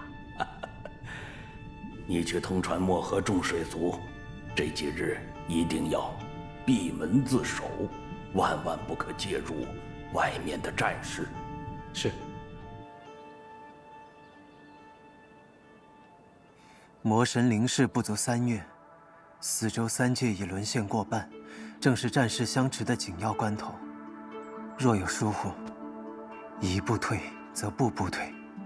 天昊战神陨落前，将东州托付给我来守护。我不能辜负他，漠河绝不能失守。林业哥哥，我父亲不仅将东州托付给你了，也将我托付给你了呀。你若是有个三长两短，那我该怎么办呢？天欢，多谢你替我疗伤，我先出去走走。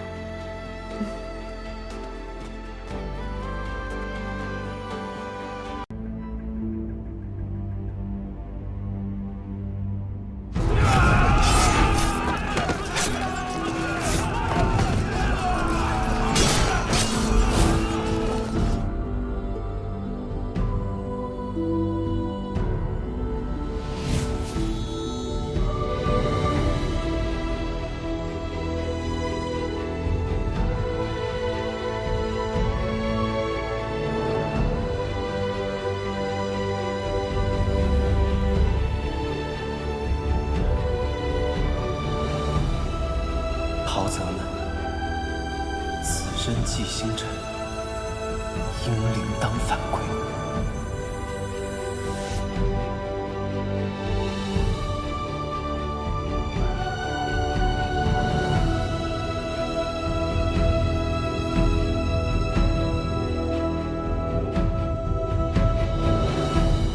明夜，原来你在这里。你重伤未愈，切莫吹风着凉。多谢。明夜，何必与我客气呢？你守护三界众生，而天荒能做的，也只有陪伴在你身边了。时候不早了，魔族时刻都有可能突然来袭。我送你回寝殿吧。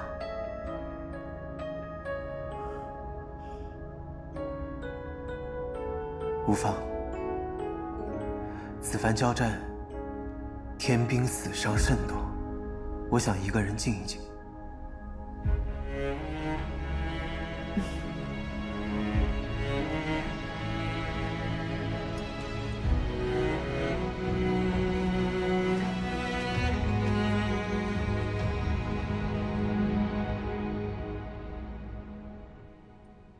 明夜，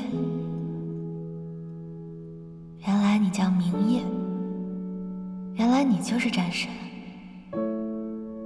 难怪打起仗来那么厉害。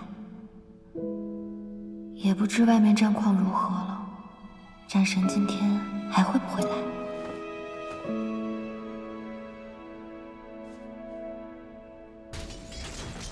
魔界突袭，快去通知战神明夜！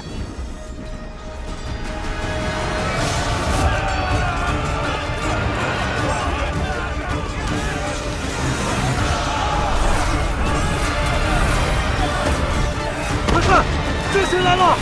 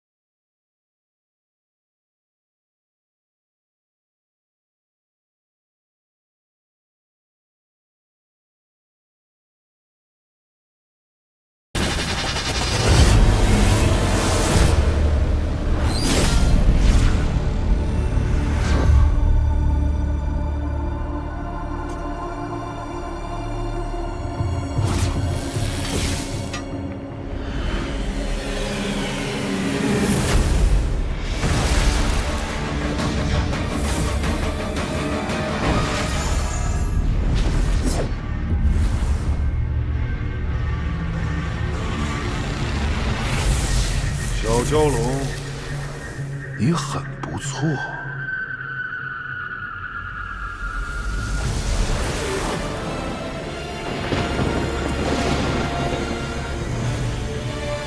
死在斩天剑下之前，告诉我你的名字。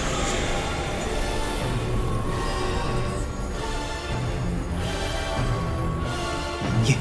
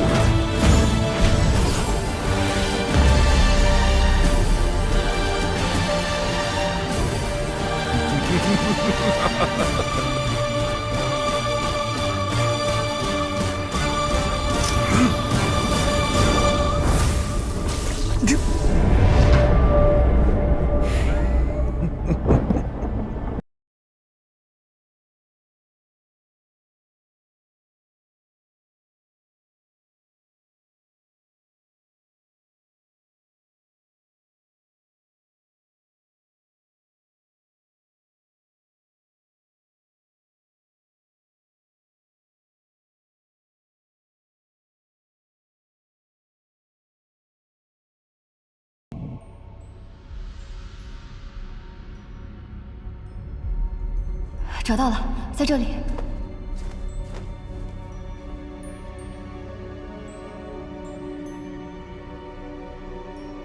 你怎么了？醒醒！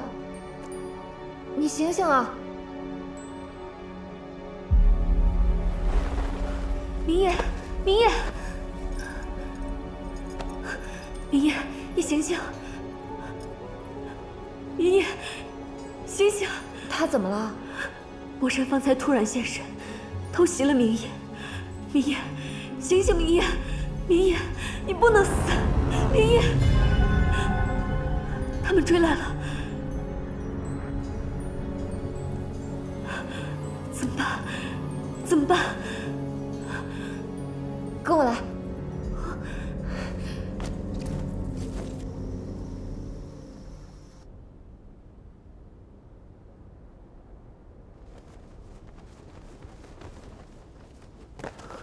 明夜，明夜，你醒醒！明夜，明夜，这是何地？这里是核心镇水石所在，灵气最盛，可以借此护住他的一丝心脉。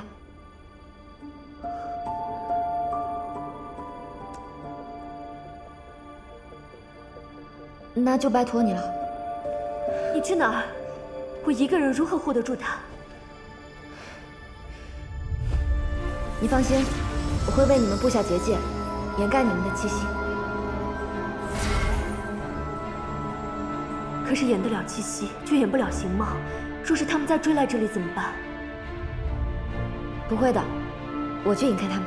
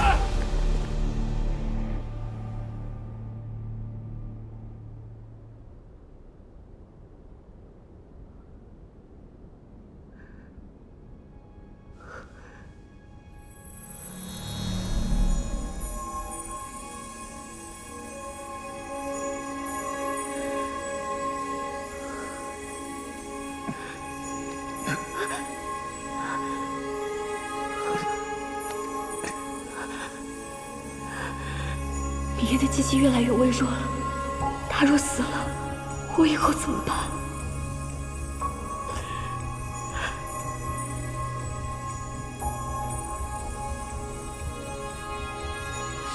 冰晶。明夜出身东海，这冰晶是水系至宝，说不定可以救回明夜性命。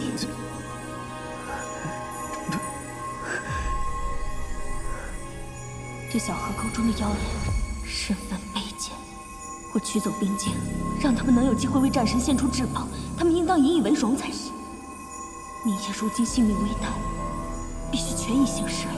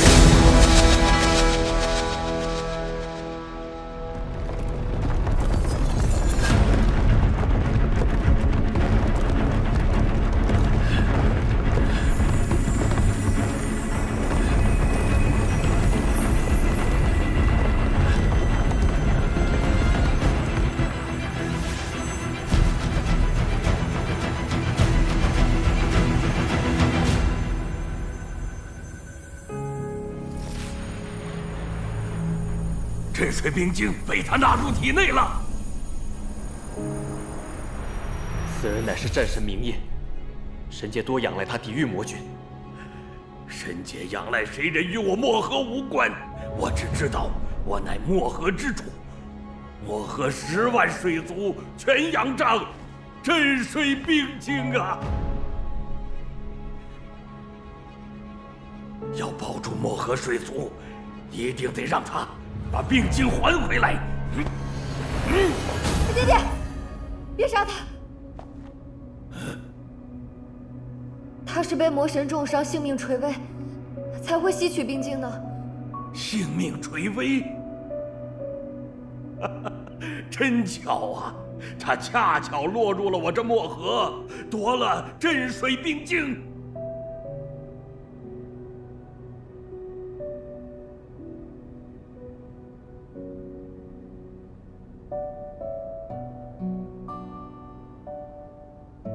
是我带他来这里的。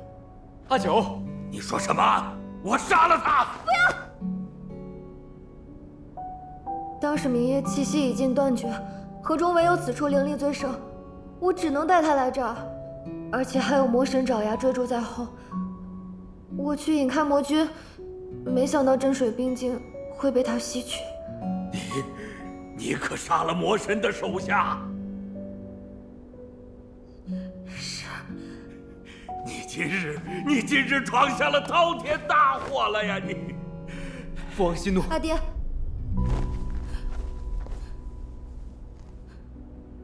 既是我闯下的祸，那便由我来背。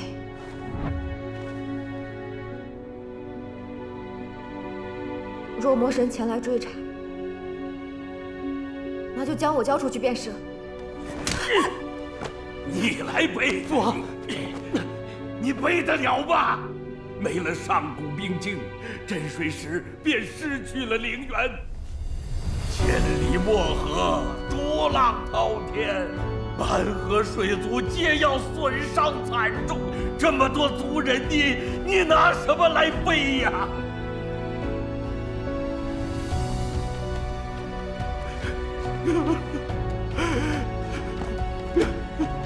今日漠河水族有灭顶之灾，全都是因我养女不教之过呀！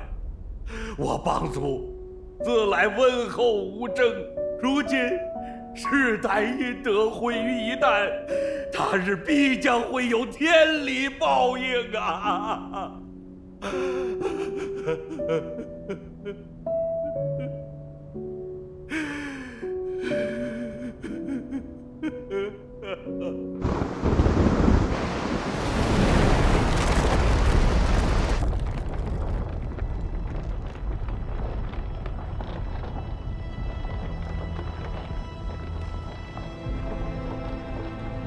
镇水石失了灵源，是我的错，该我抵偿。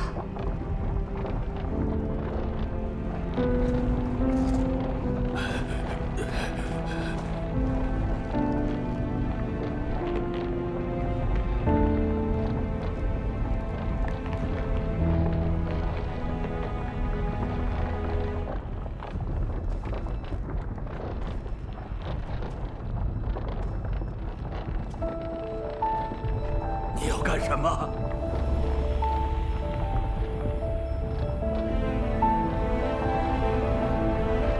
你要做什么？阿九，阿九，回来！回来！阿九！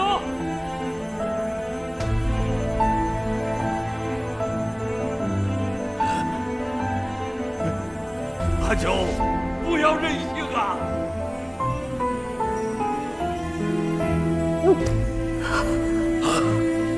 阿九，我的仙髓可以代替冰晶，作为镇水灵源，错以筑床。桑州今日，取髓赎罪，唯愿漠河水尽不平。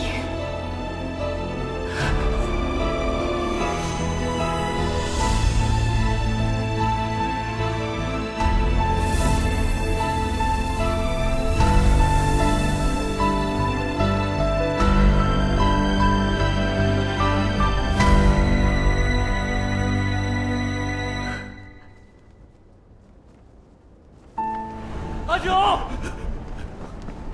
阿九，阿九，阿九！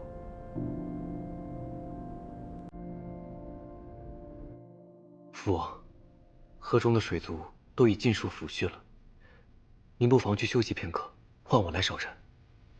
你妹妹现在睡着了，我还能陪她一会儿。如若她醒了，该生我的气，不想见我了。你知道吗？你妹妹从小就很缠人，她每日睡觉之前要我给她讲10个8个故事，然后揪着我的胡须才肯入睡。哎呀，那时候她那么小，头发又短又稀，就是每日缠着我，要我给她编小辫子。父王，你说我为什么要打她呢？她从小到大没受过一丁点委屈，竟是因为我打了她，她才会一时冲动。阿九不是冲动，而是长大了。她是漠河的公主，救的是自己的子民。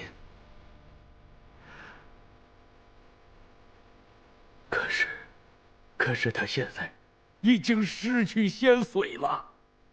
仙妖殊途，他从小酷习的就是仙法，如今没有了仙髓，他就不可能有飞升的希望了。不行，我不能就这样算了。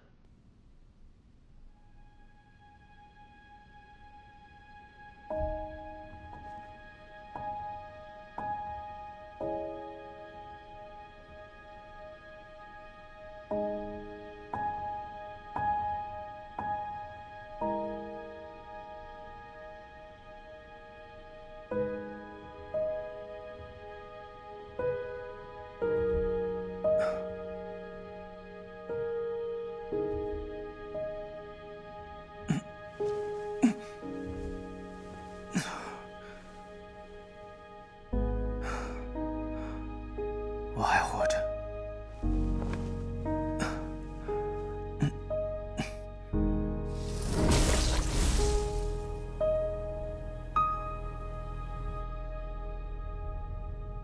是魔神偷袭了我。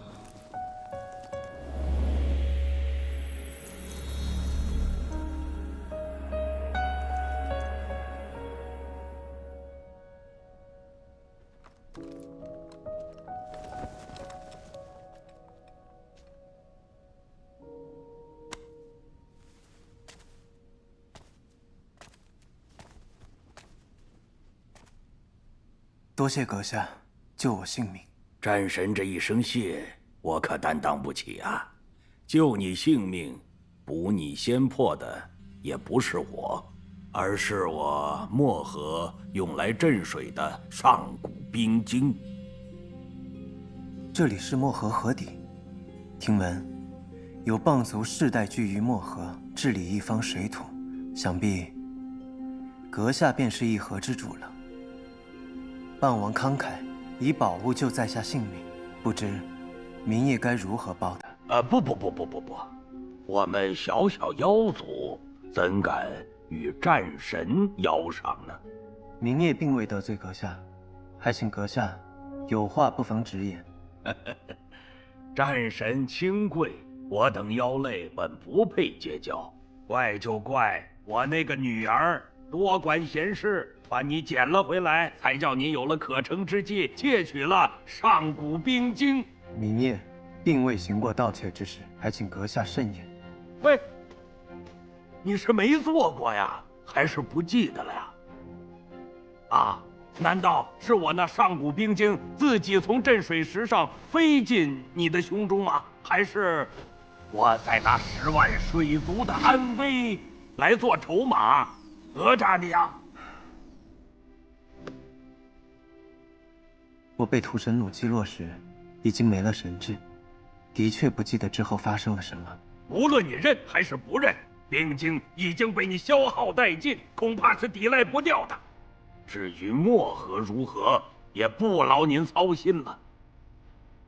小女桑九是引狼入室，致使我漠河失去重宝，她自知罪重，所以已经自抽仙髓，来顶替冰晶镇水去了。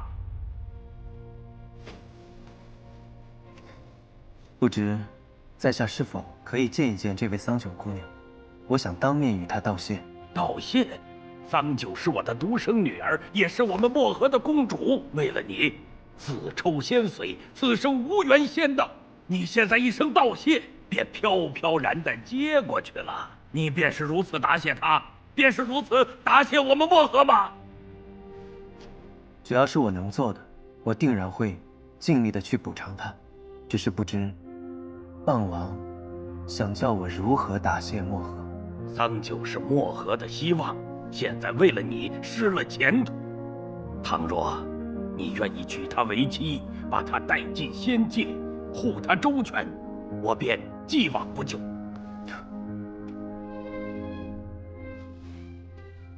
我与桑九姑娘素未谋面，更无情愫，如此草率定下终身，且不论我是否愿意，她会答应吗？她答应不答应，那是我们的家事。我现在问的是你，你呢？你愿意吗？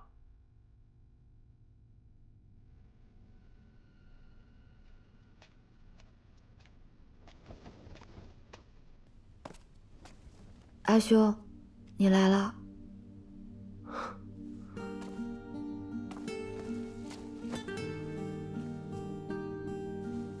感觉怎么样？父王还没消气吗？河中怎么样了？放心，一切都好。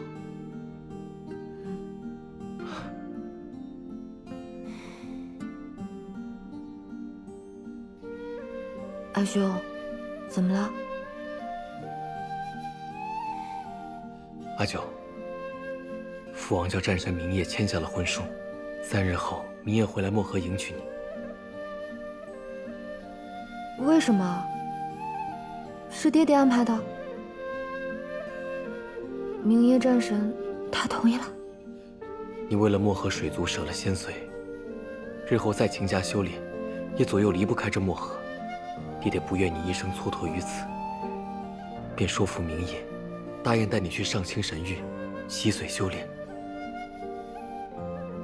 待在漠河也没什么不好的，你和爹爹不是都在这儿吗？你就告诉我，你愿不愿意嫁去上清神域？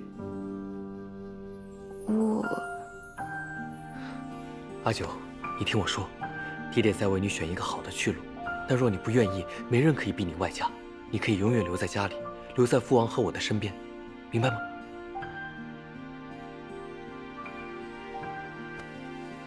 这是你的终身大事，我不催促你，你要好好思量。你若不愿嫁，我会说服父王烧了这婚书。不急，3日之内告诉我答案就好。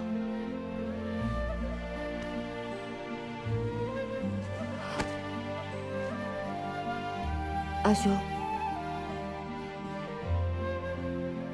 我嫁。你有没有想过，那明夜从未见过你，自然不会钟情于你。可我喜欢他。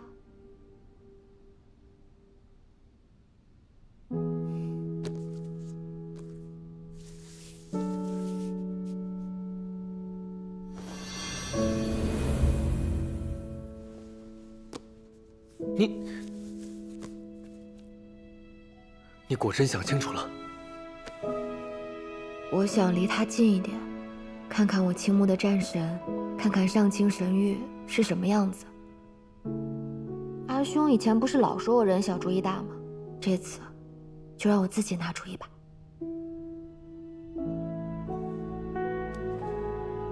还要劳烦阿兄替我操办婚礼。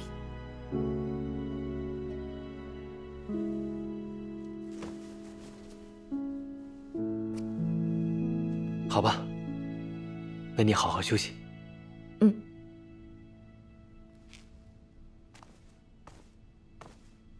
桑九，你只有一腔孤勇和一颗爱慕之心，无论选对选错，都得自己走下去了。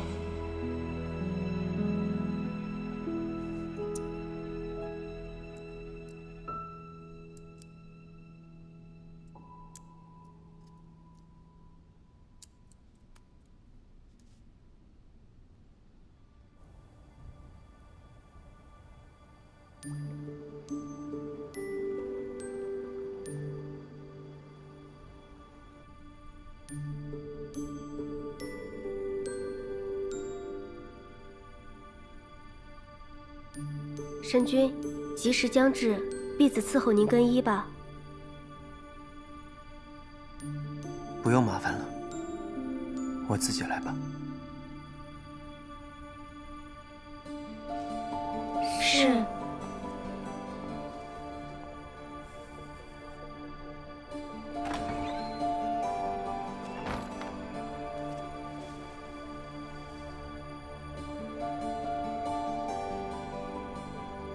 红珠姐姐，你说明夜战神是不是讨厌我们，总不让我们随时在侧？不必放在心上，那几个东海跟来的侍从同我讲过，神君未飞升时便喜欢独来独往，又出身寒武，的确不惯被人伺候。天欢圣女这几日大约就要醒了，她在时千万别往跟前凑，免得被她看见，定没有好果子吃。她那点心思，上清神域谁人不知啊？她痴恋神君多年，眼看着新夫人就要入门，她还有什么指望？我本以为你是装傻，原来你是真傻。上清神域之内都传遍了，你没听说这婚事是怎么来的？那位啊，说是新夫人，实际是漠河的棒妖在邪恩图报啊。他们说上回咱们战神掉入漠河，用了他们的。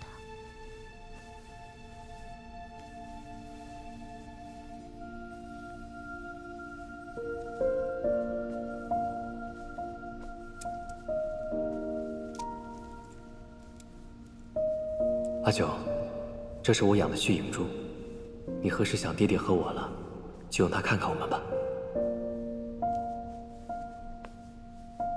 我来试试，看看我阿爹现在在干什么。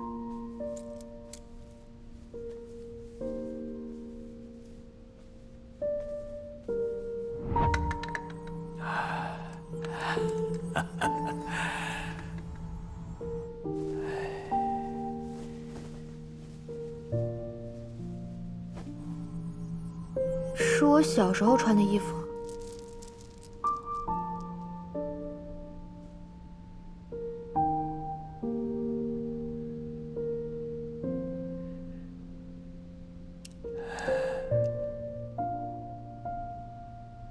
阿爹，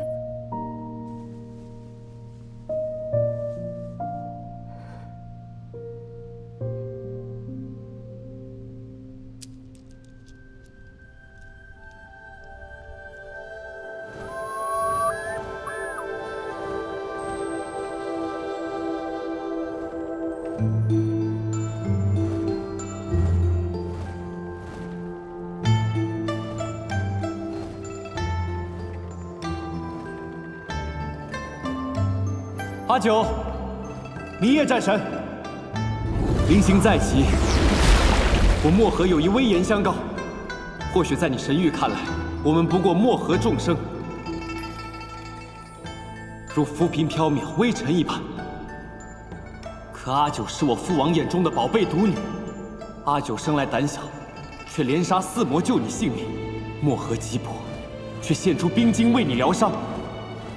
从今往后，你若敢心存轻慢，薄待阿九，即便你是战神，我也一定要为他，为漠河讨个公道。你是何人？我叫桑佑，是阿九的兄长。好，我答应你。我一定会幸福的。我想见。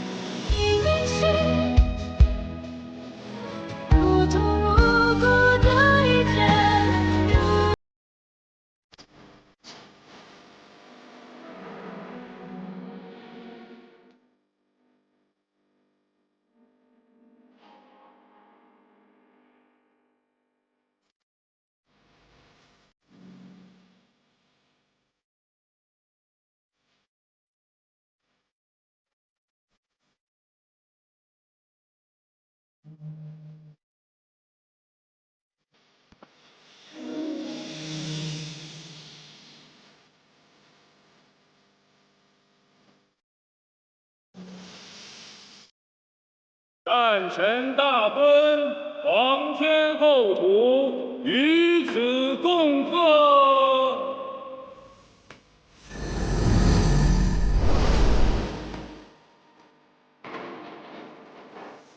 大时间。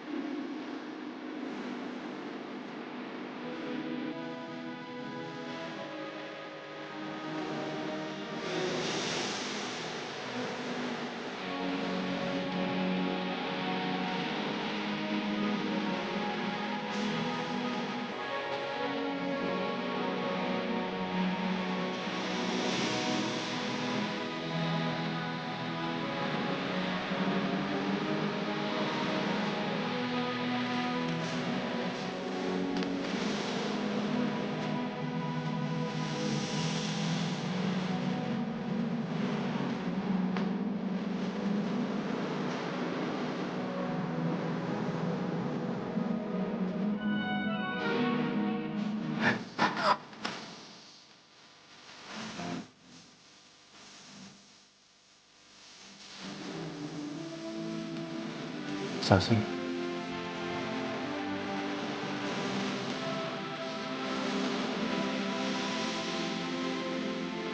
九界辉游，未有斩敌，青木之志难以名言。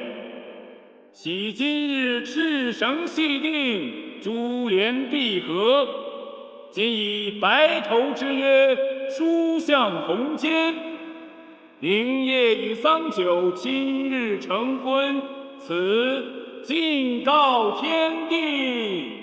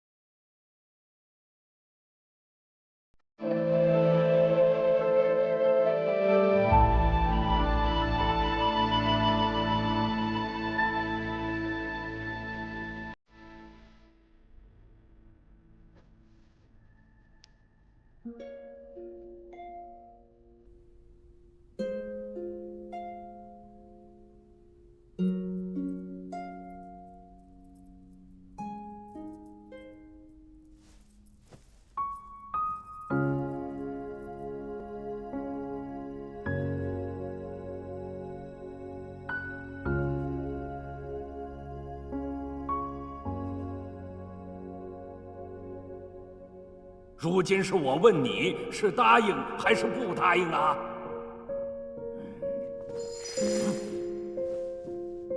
可怜我女儿，为了救你失了仙髓，还杀了魔兵。若魔神追究起来，她只怕连命都要没了。我可以答应你将桑九姑娘带回神域，为她洗髓疗伤，护她周全。你窃取兵精，我如何能信你？保不齐你又要哄骗小九，哄骗漠河。此事我确实一无所知，还望傍王莫要纠缠。哎呀，那你便签了这婚书，我方能信你言而有信。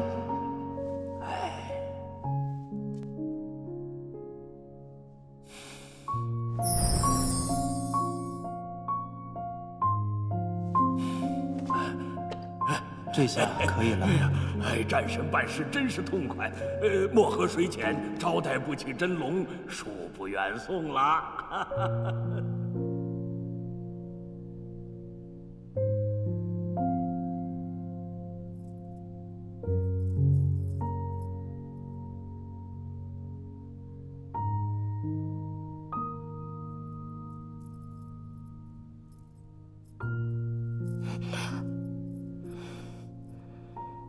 神君，夜已深了。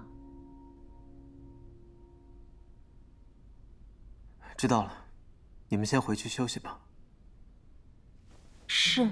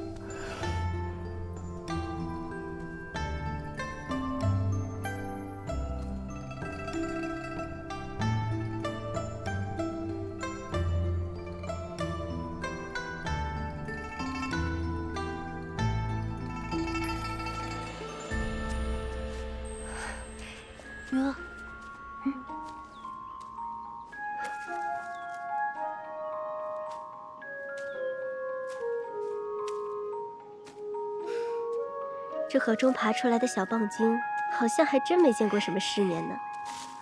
这小河沟里出来的，还能指望有什么眼界？恐怕活了1把年纪啊，还是头一次见到咱们神域是什么模样呢？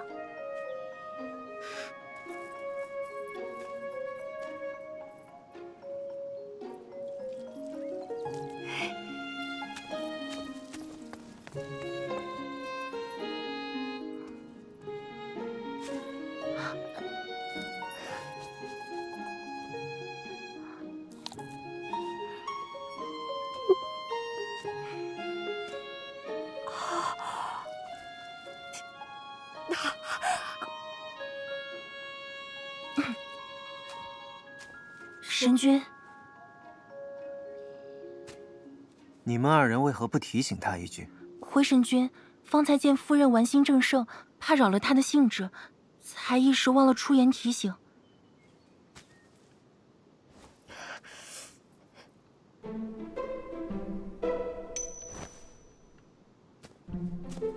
哎，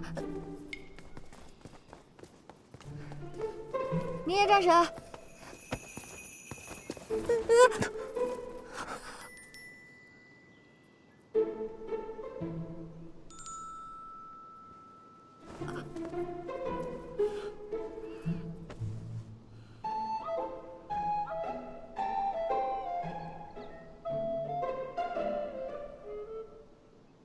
桑九姑娘，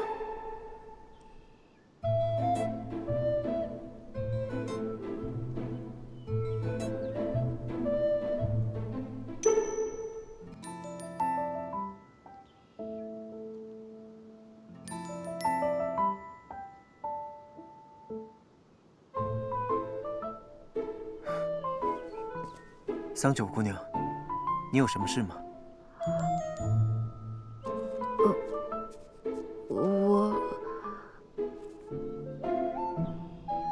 明夜战神，姑娘以后叫我明夜便是。明夜，我昨晚一直在等你，总是不见你来，就一不小心睡着了。你后来回来了没有？我是不是睡过头了？抱歉，其实我昨晚就应当对你说清楚的。我与姑娘素不相识，并无缘分，虽结为夫妻，但并非出自本心。我想，姑娘心中也应当是如此吧。你我既无夫妻之实，日后行事，不如就先约法3章。其一，这玉清宫你可随意出入，你的寝殿我不会踏足。你我日后各行其事，互不侵扰。其二，你名义上虽是我的夫人，但绝不可借此威逼欺凌他人。其三，姑娘日后若是有心仪之人，大可另择佳偶，我会向傍王修书一封，与你合理。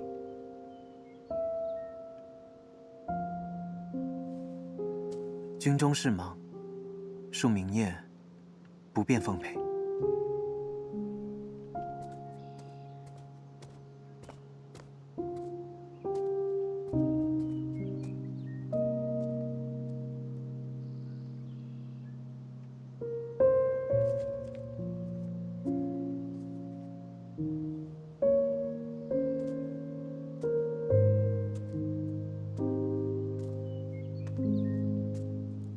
红珠姐姐真给你说中了，这么看起来还真有点可怜呢。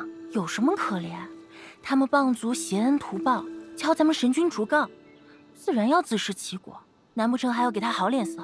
说起来，还不知道那小棒精叫什么名字呢？我叫桑九。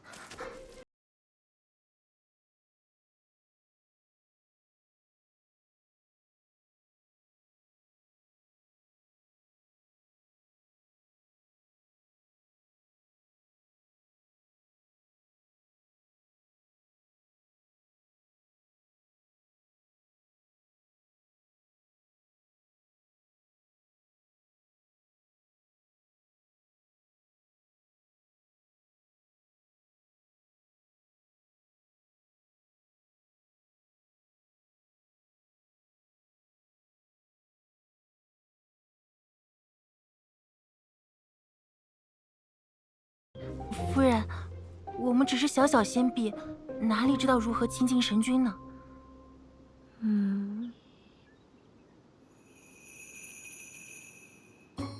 我明白了，原来他爱练兵打仗，那如今成了亲，我也不能再躲懒贪睡了。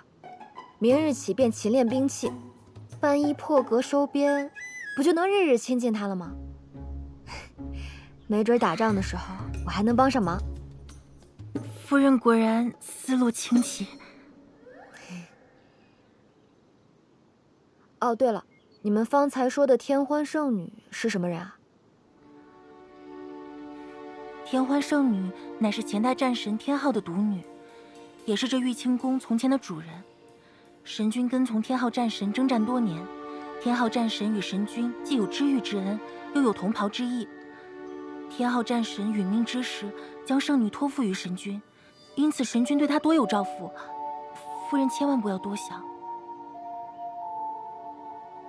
可是那个梳着高高的发髻、长得特别好看的仙女，哦，我听说她还昏迷着，我能去探望她吗？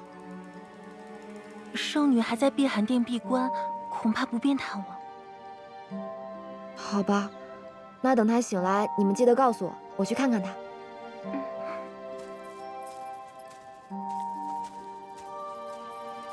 可是战神麾下皆是仙兵，不可能收一个没有仙髓的小妖的。嘘。莲华，替我把花收好。神君，这花是哪来的呀？还能是哪里来的？牧神花园里种的呗。神君。你偷人家的花了！他那花园里百花齐放，我就捡了这么小小的几枝，摆着闻闻香呗。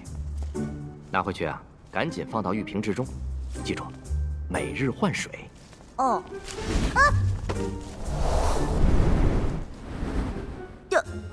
掉下去了。你这小孩，平日里修行参悟，总是心不在。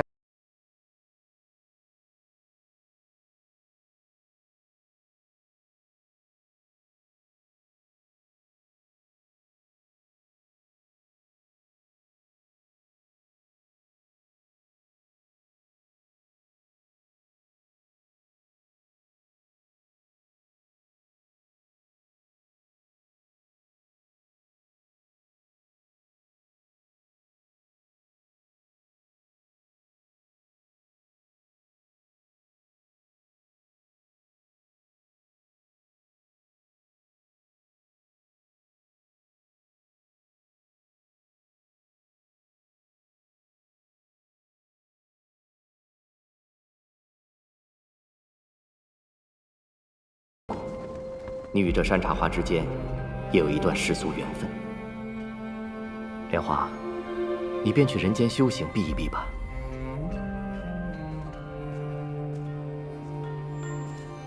哟，你这才新婚燕尔、洞房花烛的，怎么就舍得抛下娇妻美眷出门啦？今日12神齐集，共商除魔之策，不可缺席。你这个人啊，真没意思。斗几句闷子都斗不起来，无聊。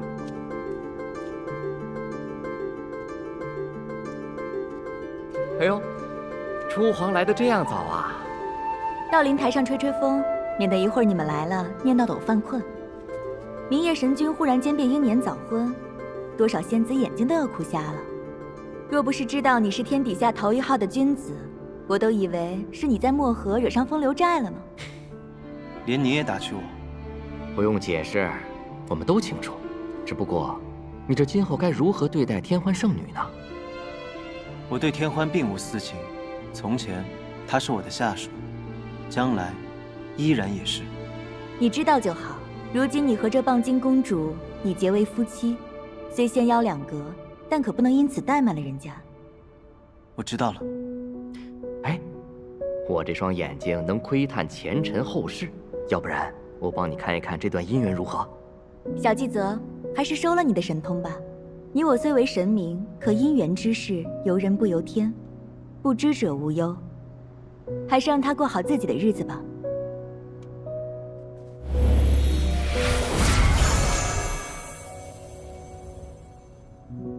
人都到齐了，走吧。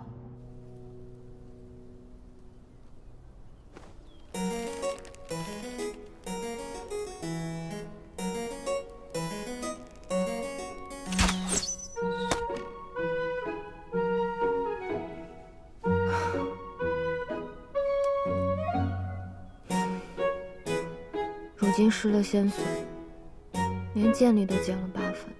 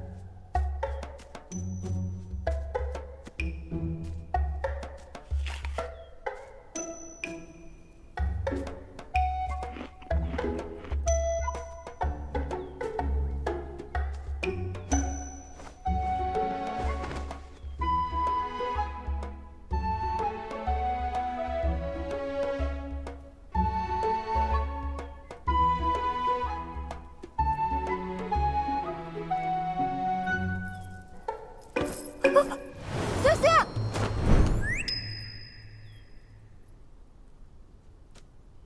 谁在上面？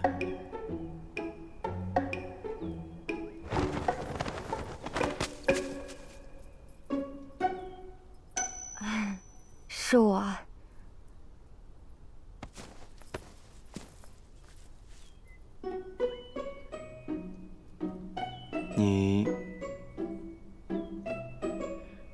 你在那上面做什么？我看这仙果生得不错，也没有人摘，就想吃2个解解渴。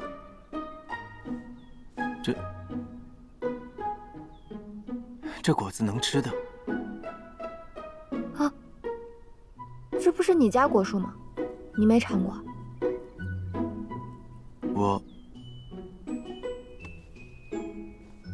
这仙奈树生于上清万年，从来都是自生自长，无人采摘。天哪！千万别告诉我这果子很值钱，被我吃了好多。倒是你，怎么什么东西都乱吃？这果子要是有毒怎么办？没有毒，我以后不摘了。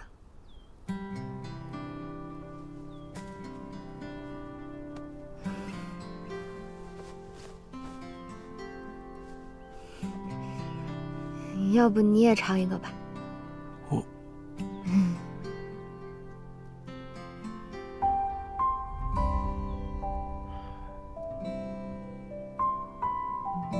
你尝一个吧，可甜了。我先回房了。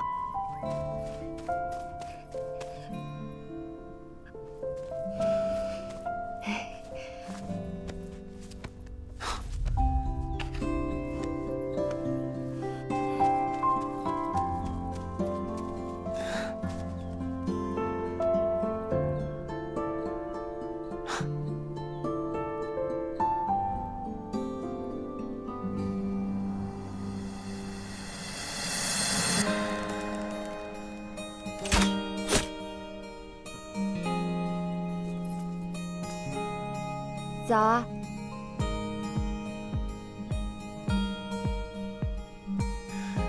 确实挺好吃的，谢谢你。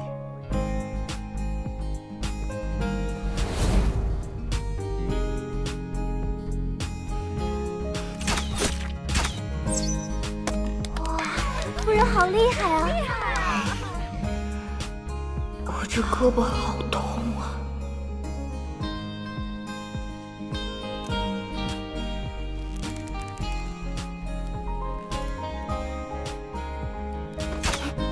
与剑使齐平。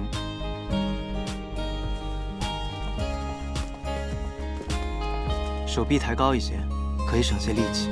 什么意思？你再张一次弓。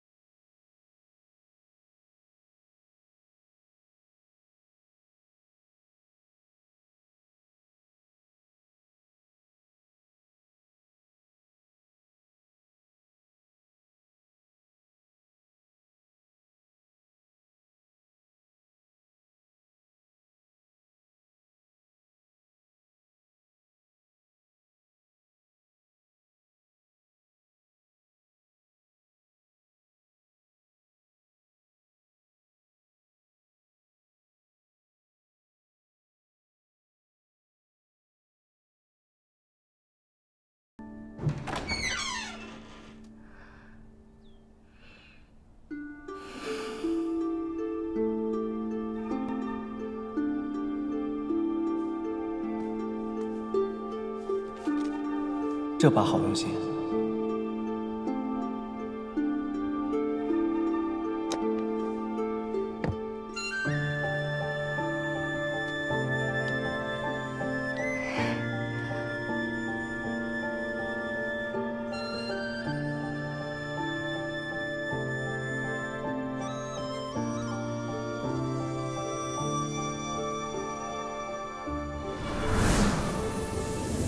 明夜，你送我的弓我很喜欢，礼尚往来，我带你去看好东西，不见不散哦。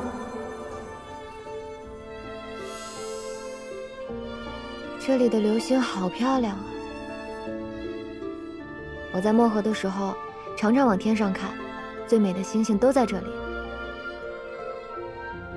我很喜欢。不知道你喜不喜欢？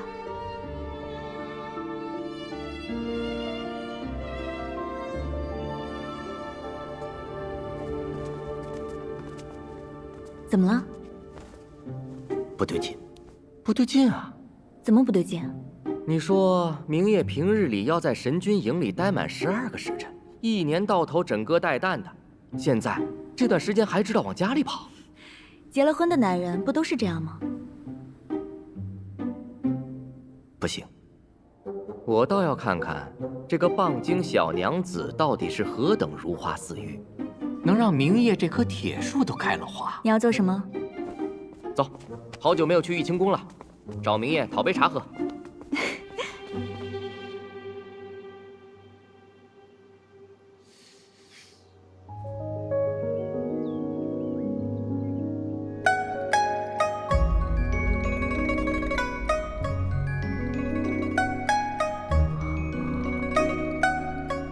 知道的以为你是来做客，不知道的以为你是做贼呢。我的天哪，这还是我认识的明夜吗？我不会认错人了吧？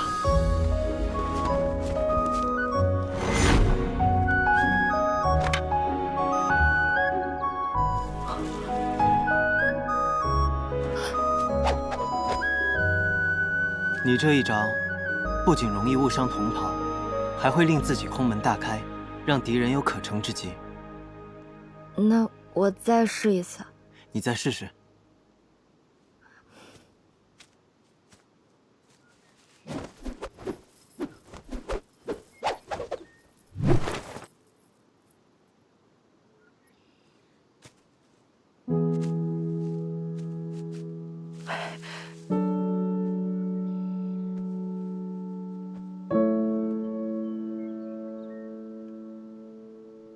手臂抬高。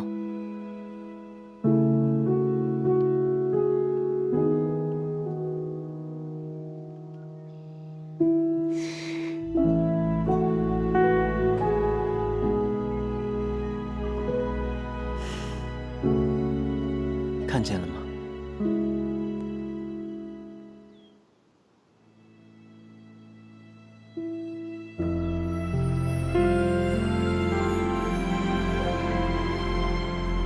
看见，不是看我。嗯。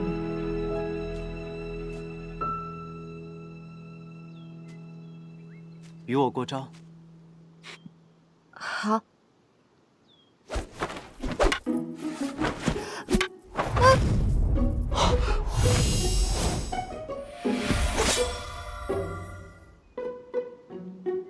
我明明看见这剑往那个方向去了，怎么会在这儿？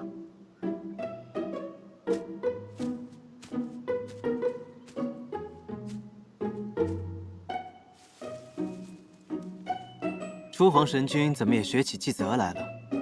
一声不吭就上门，这不是你金屋藏娇不与世人？我若是提前通知，还能见到这一出琴瑟和鸣吗？哎呀，吓死我了！哎，你那位小娘子厉害啊，一出手就差点将我毁容了。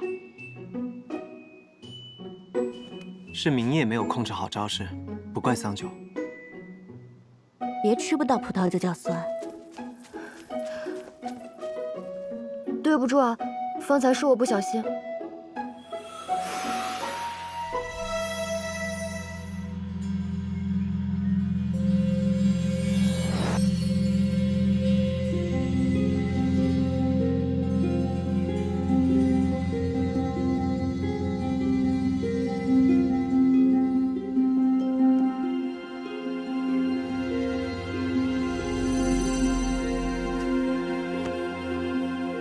这位神君，您没事吧？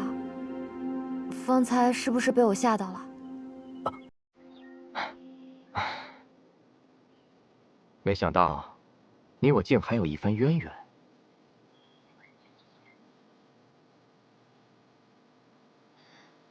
季泽，此话怎讲？既然到时自然会知晓，只是你知他知，明夜桑九不知。什么意思啊？桑九小友，此次贸然前来拜访，没有给你带什么礼物，我送你4个字可好？谨记初心。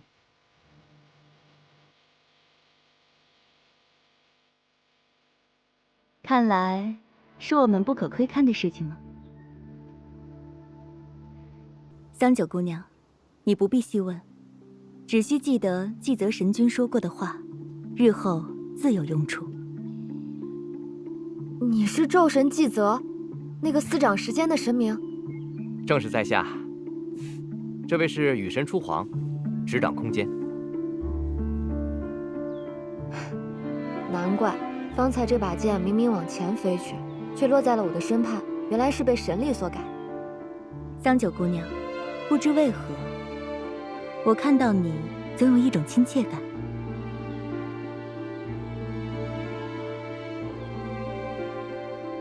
贸然来访也没带什么礼物，不如我送你一缕神力吧。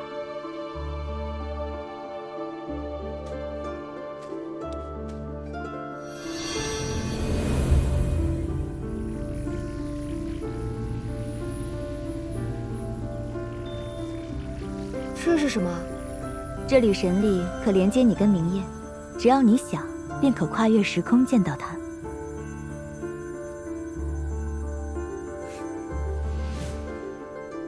不过只有一次机会。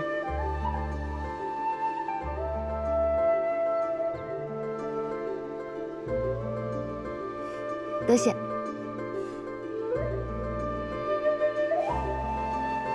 原来今日你们是来送礼来了。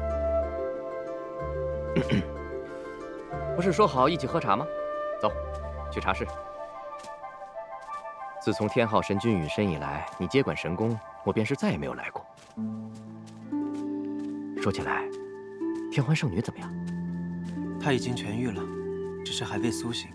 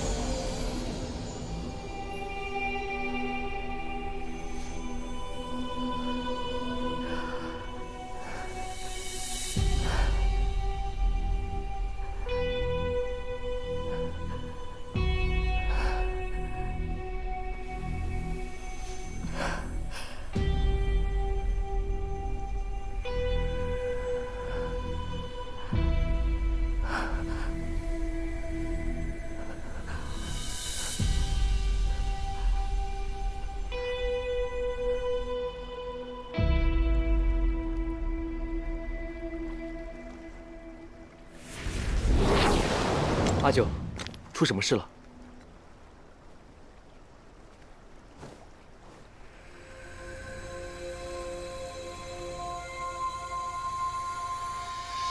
阿修。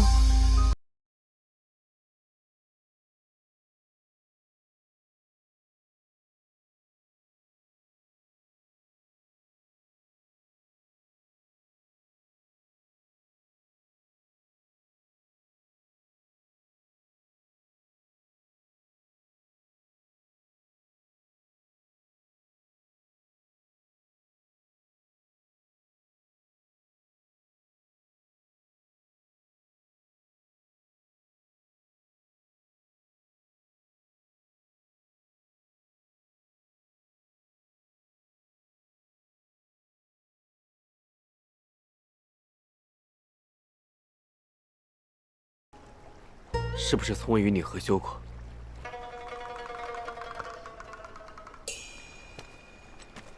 你不必瞒我，他若与你合修，便能以清气调和你体内的浊气，你不仅不会被反噬，反而能维持仙体，甚至修为精进。当初父王之意让你嫁入上清神域，也是存了这个心思。怎么，那蛟龙待你不好？没有没有。明夜他人挺好的，挺好的，叫你独守空房100余日，他这个做丈夫的好在何处？阿九，你回来吧，我和父王会替你想办法压制妖气。不行，我还不能回去。你发誓不能告诉爹爹，让他白白担心。哎，你做什么去？你既难以启齿，我这个做哥哥的自然要去拜访一下这个新妹夫，替你好好的问一问他，为何如此待你。你这人怎么不讲道理啊？既然我不知道妖气反噬的事，那明夜肯定也不知道。今日知道了，我同他讲便是。做什么动刀动剑？早知道我就不跟你讲。我是替你抱不平啊。路是我自己选的，人也是我自己要嫁的，没什么好不平的。再说，明夜他也并未薄待我，反而教了我许多剑法射术，功夫精进很大。啊？剑法射术？嗯，童你也讲不明白。天色不早了，明夜大概也快回来了，我要回上清神域同他讲合修的事。哎，你就这么直接与他讲啊？不然呢？好，那你去吧。不管遇到什么事，记得回家，回到漠河来。无论是非应有，阿兄永远都会站在你身边的。嗯。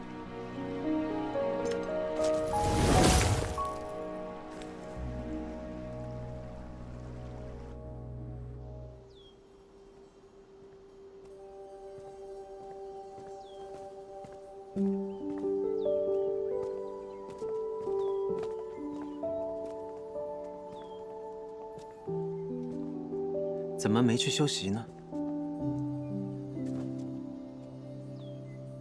你愿意同我合修吗？什么？我的妖力要反噬了。听说合修能以仙家清气调和妖类浊气。你要是不愿意的话，我就再想别的办法。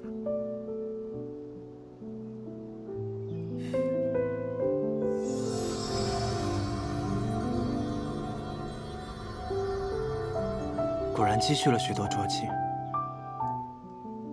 怪我之前没有察觉。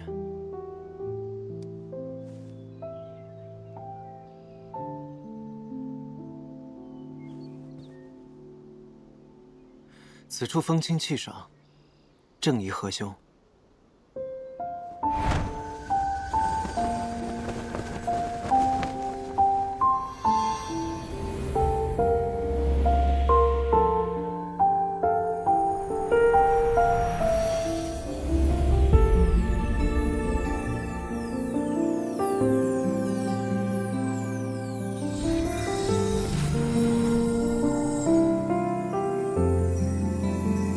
桑九，闭上眼睛，随我一同吐息。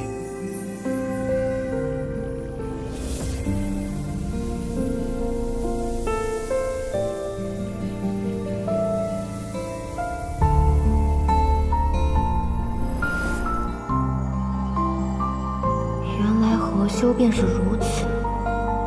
阿兄做什么支支吾吾的，我还当是多么难以启齿的事情。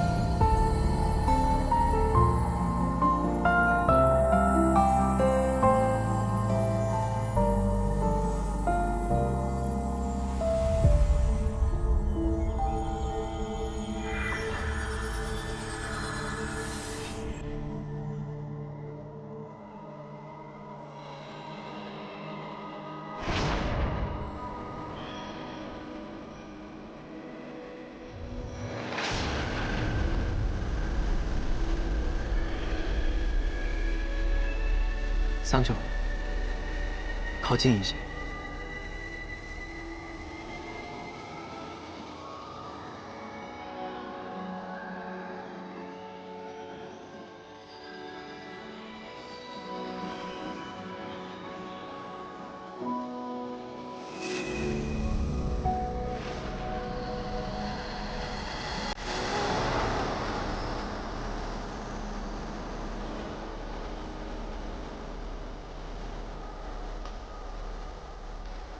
桑九，桑九，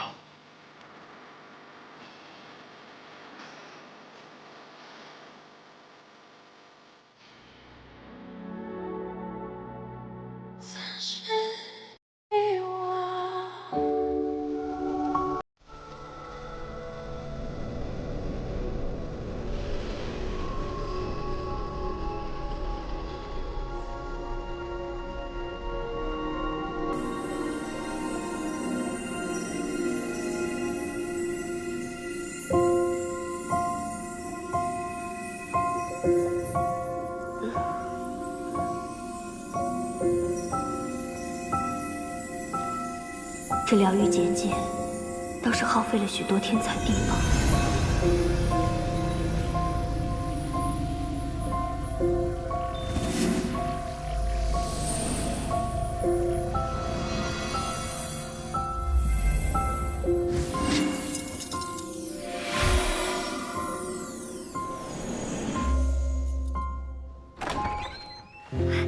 天欢圣女，太好了，我去告诉神君。不必了，我亲自去告诉他，谢他为我摄阵疗伤。圣女，怎么了？圣女这时候去恐怕是不妥，神君正与生与夫人一同修行。夫人？明夜尚未婚配，哪来的夫人？生女，生女，生女。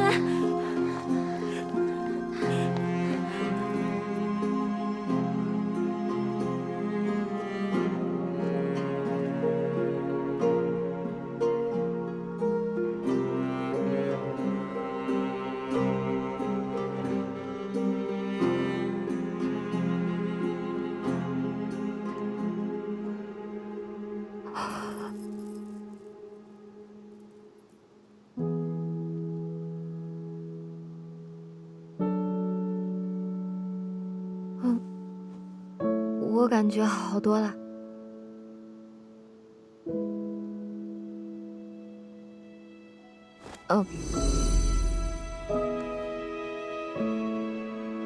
这个送给你，多谢你今日帮忙。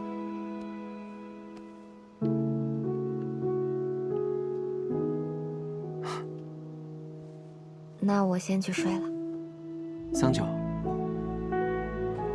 以后若再有浊气集聚，你随时可以来找我。好。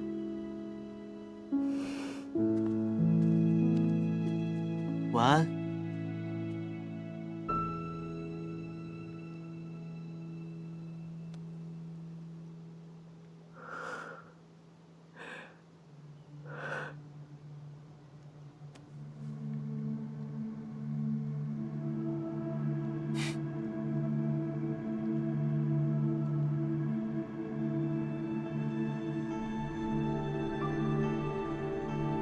所以，那棒金已是这玉清宫的神君夫人了，是吗？我与桑九成亲，已是3个月前的事情。那时，你还没有醒过来。看来我昏迷的真是时候。3个月前，是我随你征战四方，是我陪着你在这玉清宫中散步，是我为了你，挖出了那颗上古冰晶。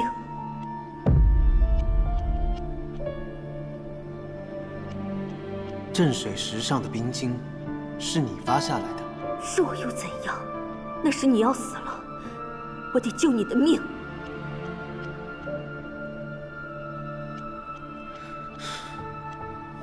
早知如此，我便不去拼了命的救你，也不会到如今一无所有，寄身篱下。你从小便在这玉清宫中长大，没有什么寄人篱下。 那明夜，你告诉我，你与那棒金每日在这里恩恩爱爱，如胶似漆，我算什么？伺候新夫人的奴婢吗？天欢，没有人把你当成仆婢。你若心中实在过不去，我可以带着桑九离开，另寻住处。明夜，你是战神，这玉清宫是你战神府邸，你为了他，连这玉清宫也不住了。 何不干脆连这战神也一并不当了？好了，我知道你今日情绪激动，待你明日平和一些，我们再聊。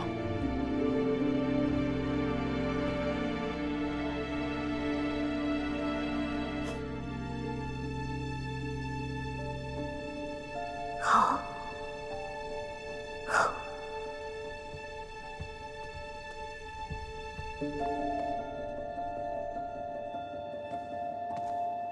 明夜，那棒金如此卑劣，见你的侧影之心胜绝攀附，以当局者迷，我该如何让你看清？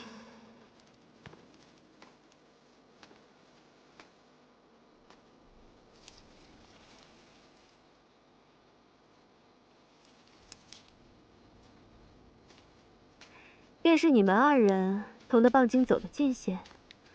参见圣女。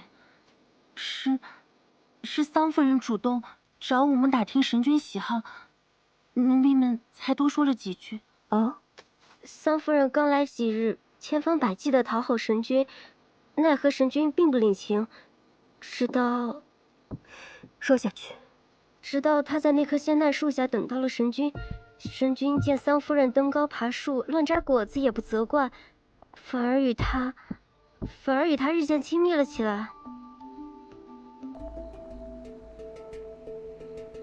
仙奈树，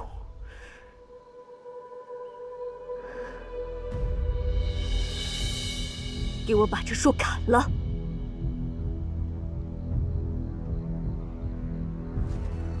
是。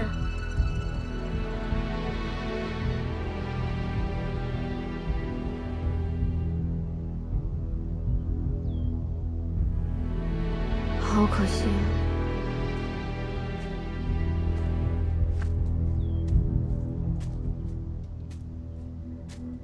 原来你叫桑九，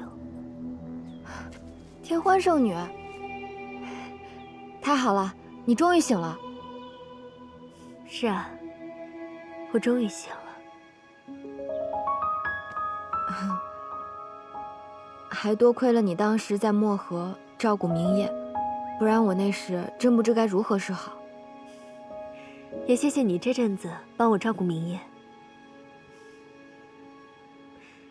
我有些事正好想要说与你听，不知桑夫人可有闲暇？嗯。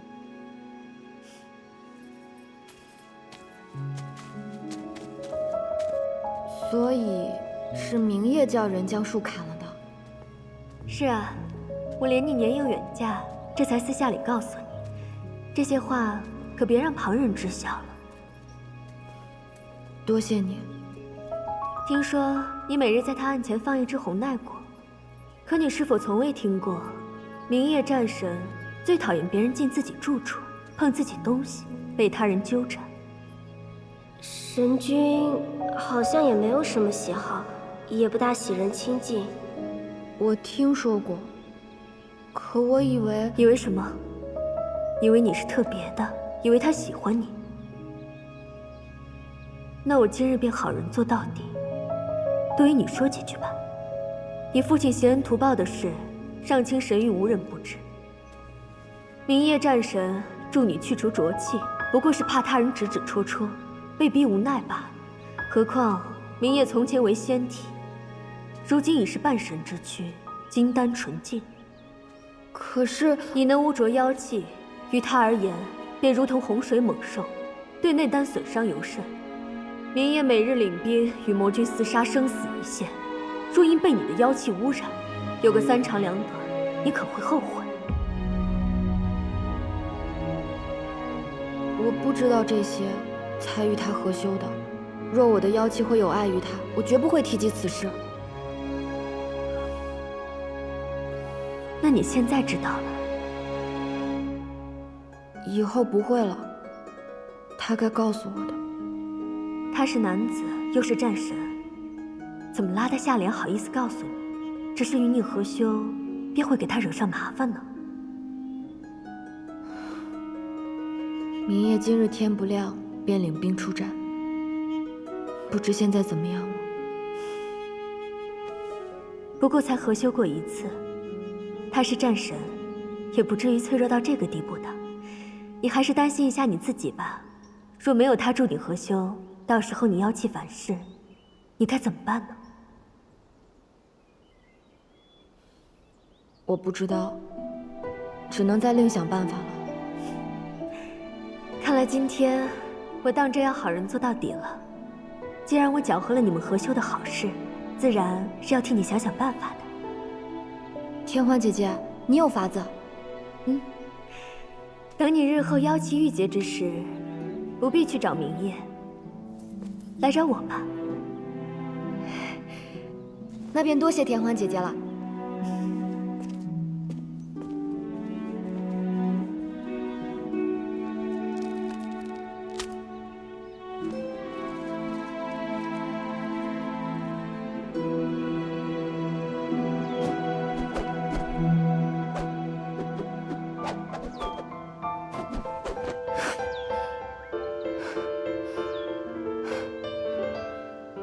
明夜不高兴，为何不同我说？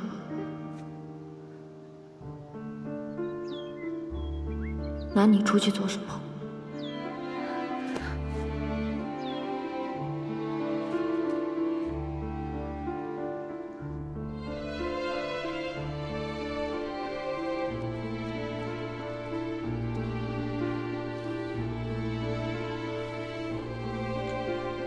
明夜，明夜。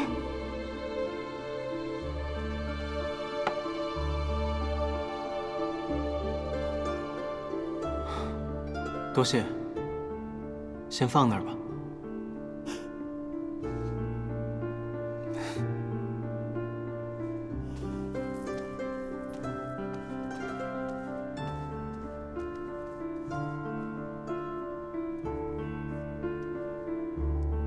这个送给你，多谢你今日帮忙。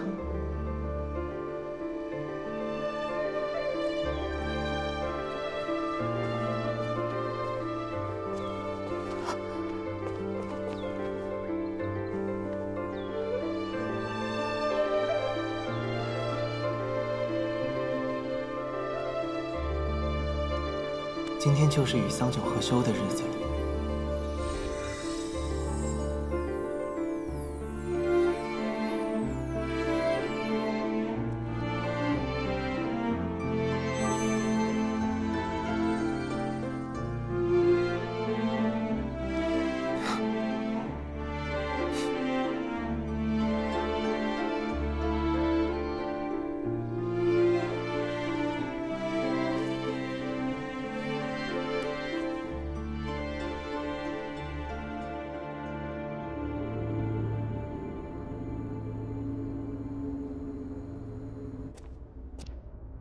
昨日桑九本该来找我合修，我等了他1日都没来，不知他有没有遇到什么事。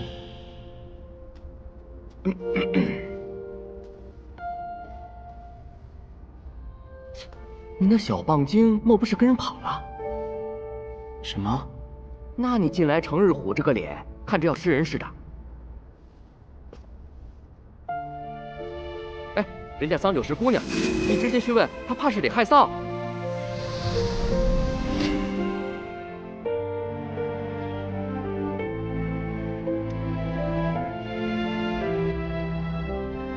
算来许久未合修，若期至极，桑九也该出现了。这次我定与他说个明白，妖气反噬非同小可，明明约了3日一合修，不能总这般拖延。今日上清神域，月明风清，桑九喜欢星星，我先为他搜集星辉，到时一并送给他，希望他欢喜。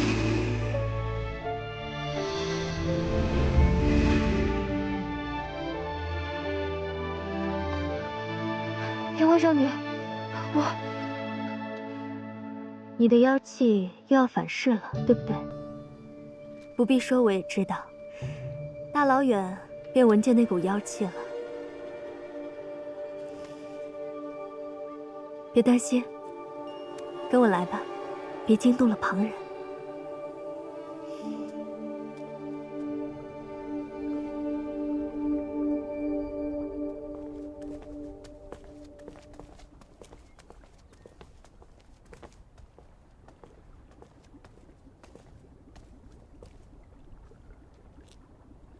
这口药泉名滴髓泉，浸泡其中，便可洗涤妖气。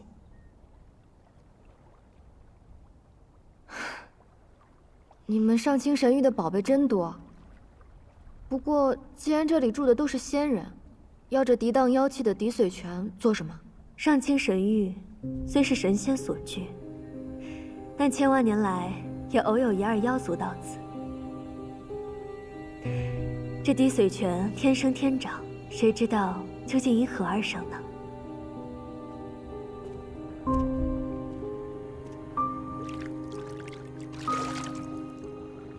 水不冷不热，刚刚好，快下来试试。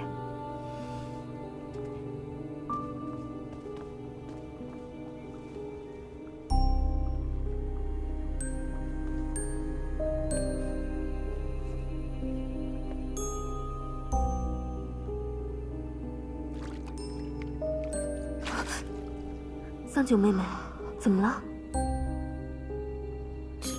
这药泉泡起来好痛啊！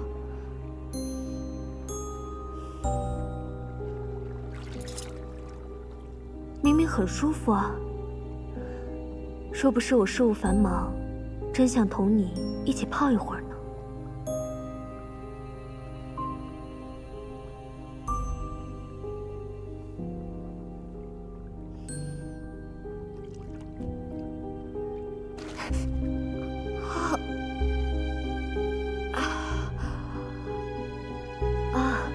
我明白了，抵髓拳专敌妖气，你如今妖气正盛，自然会疼些。不过很有效用，你看方才进过泉水的地方，是不是已经恢复了？真的？还不快下去？嗯。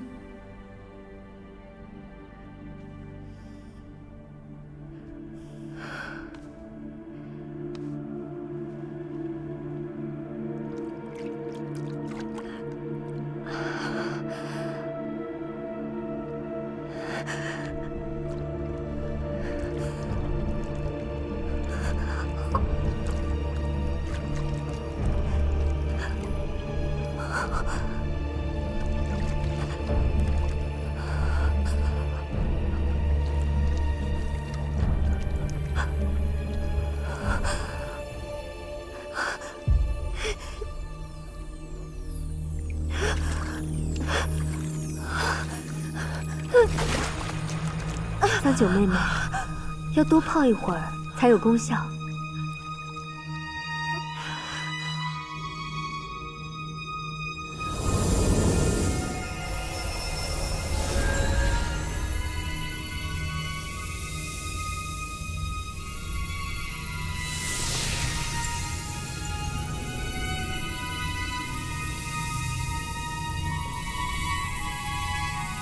不行，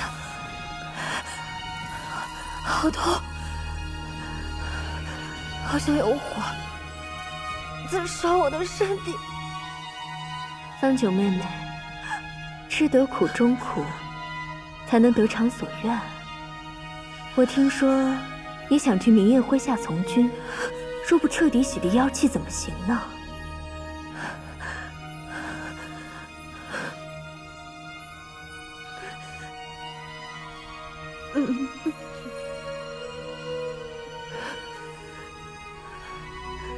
我自然不会骗你，你在这泉水里泡上1刻钟，便可以回去了，保管你周身清爽，浊气全无。我还有事不便久留，我先走了。对了，明夜知你妖气反噬一事，定会追问。你大可以告诉他，有人在外帮你去除了妖气，但万万不可说出我的名字。明夜，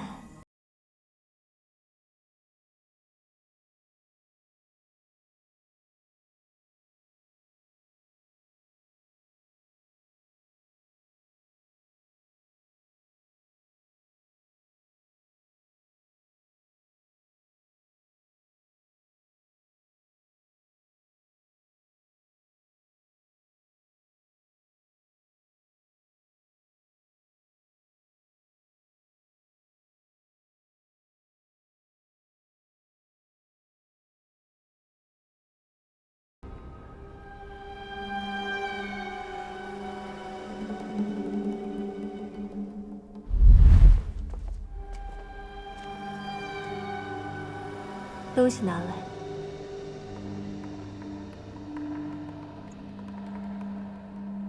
没人知道吧？圣女放心，那一月族人已被我杀了，无人知道他这瓶弱水的下落。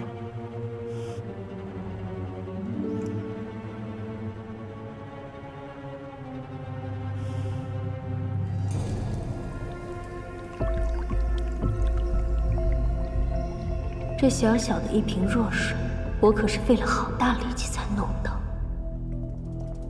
无论仙妖神魔，皆无法抵挡这弱水的灼烧。只要碰上一点，无论仙气妖气，都会消云殆尽。可惜只能堆在泉水中给你用用，取不了你性命。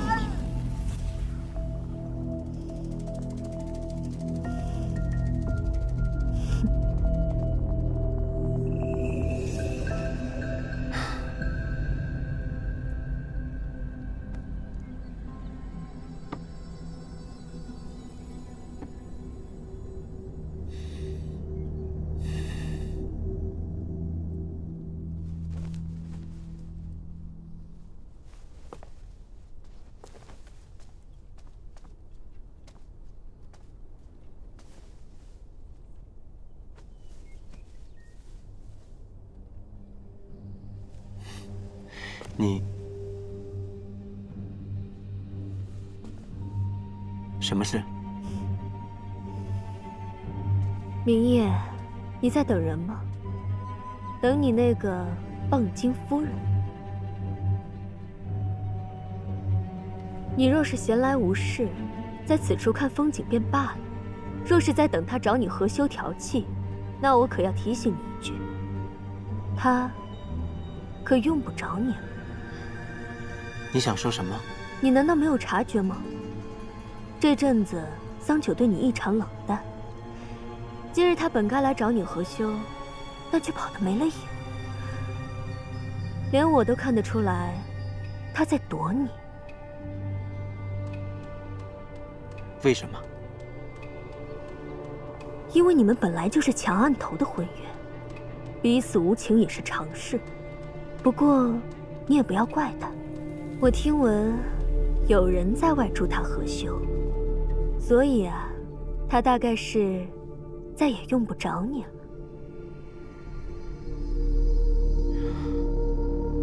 你怎会知晓？别激动啊，他这些日子以来妖力渐增。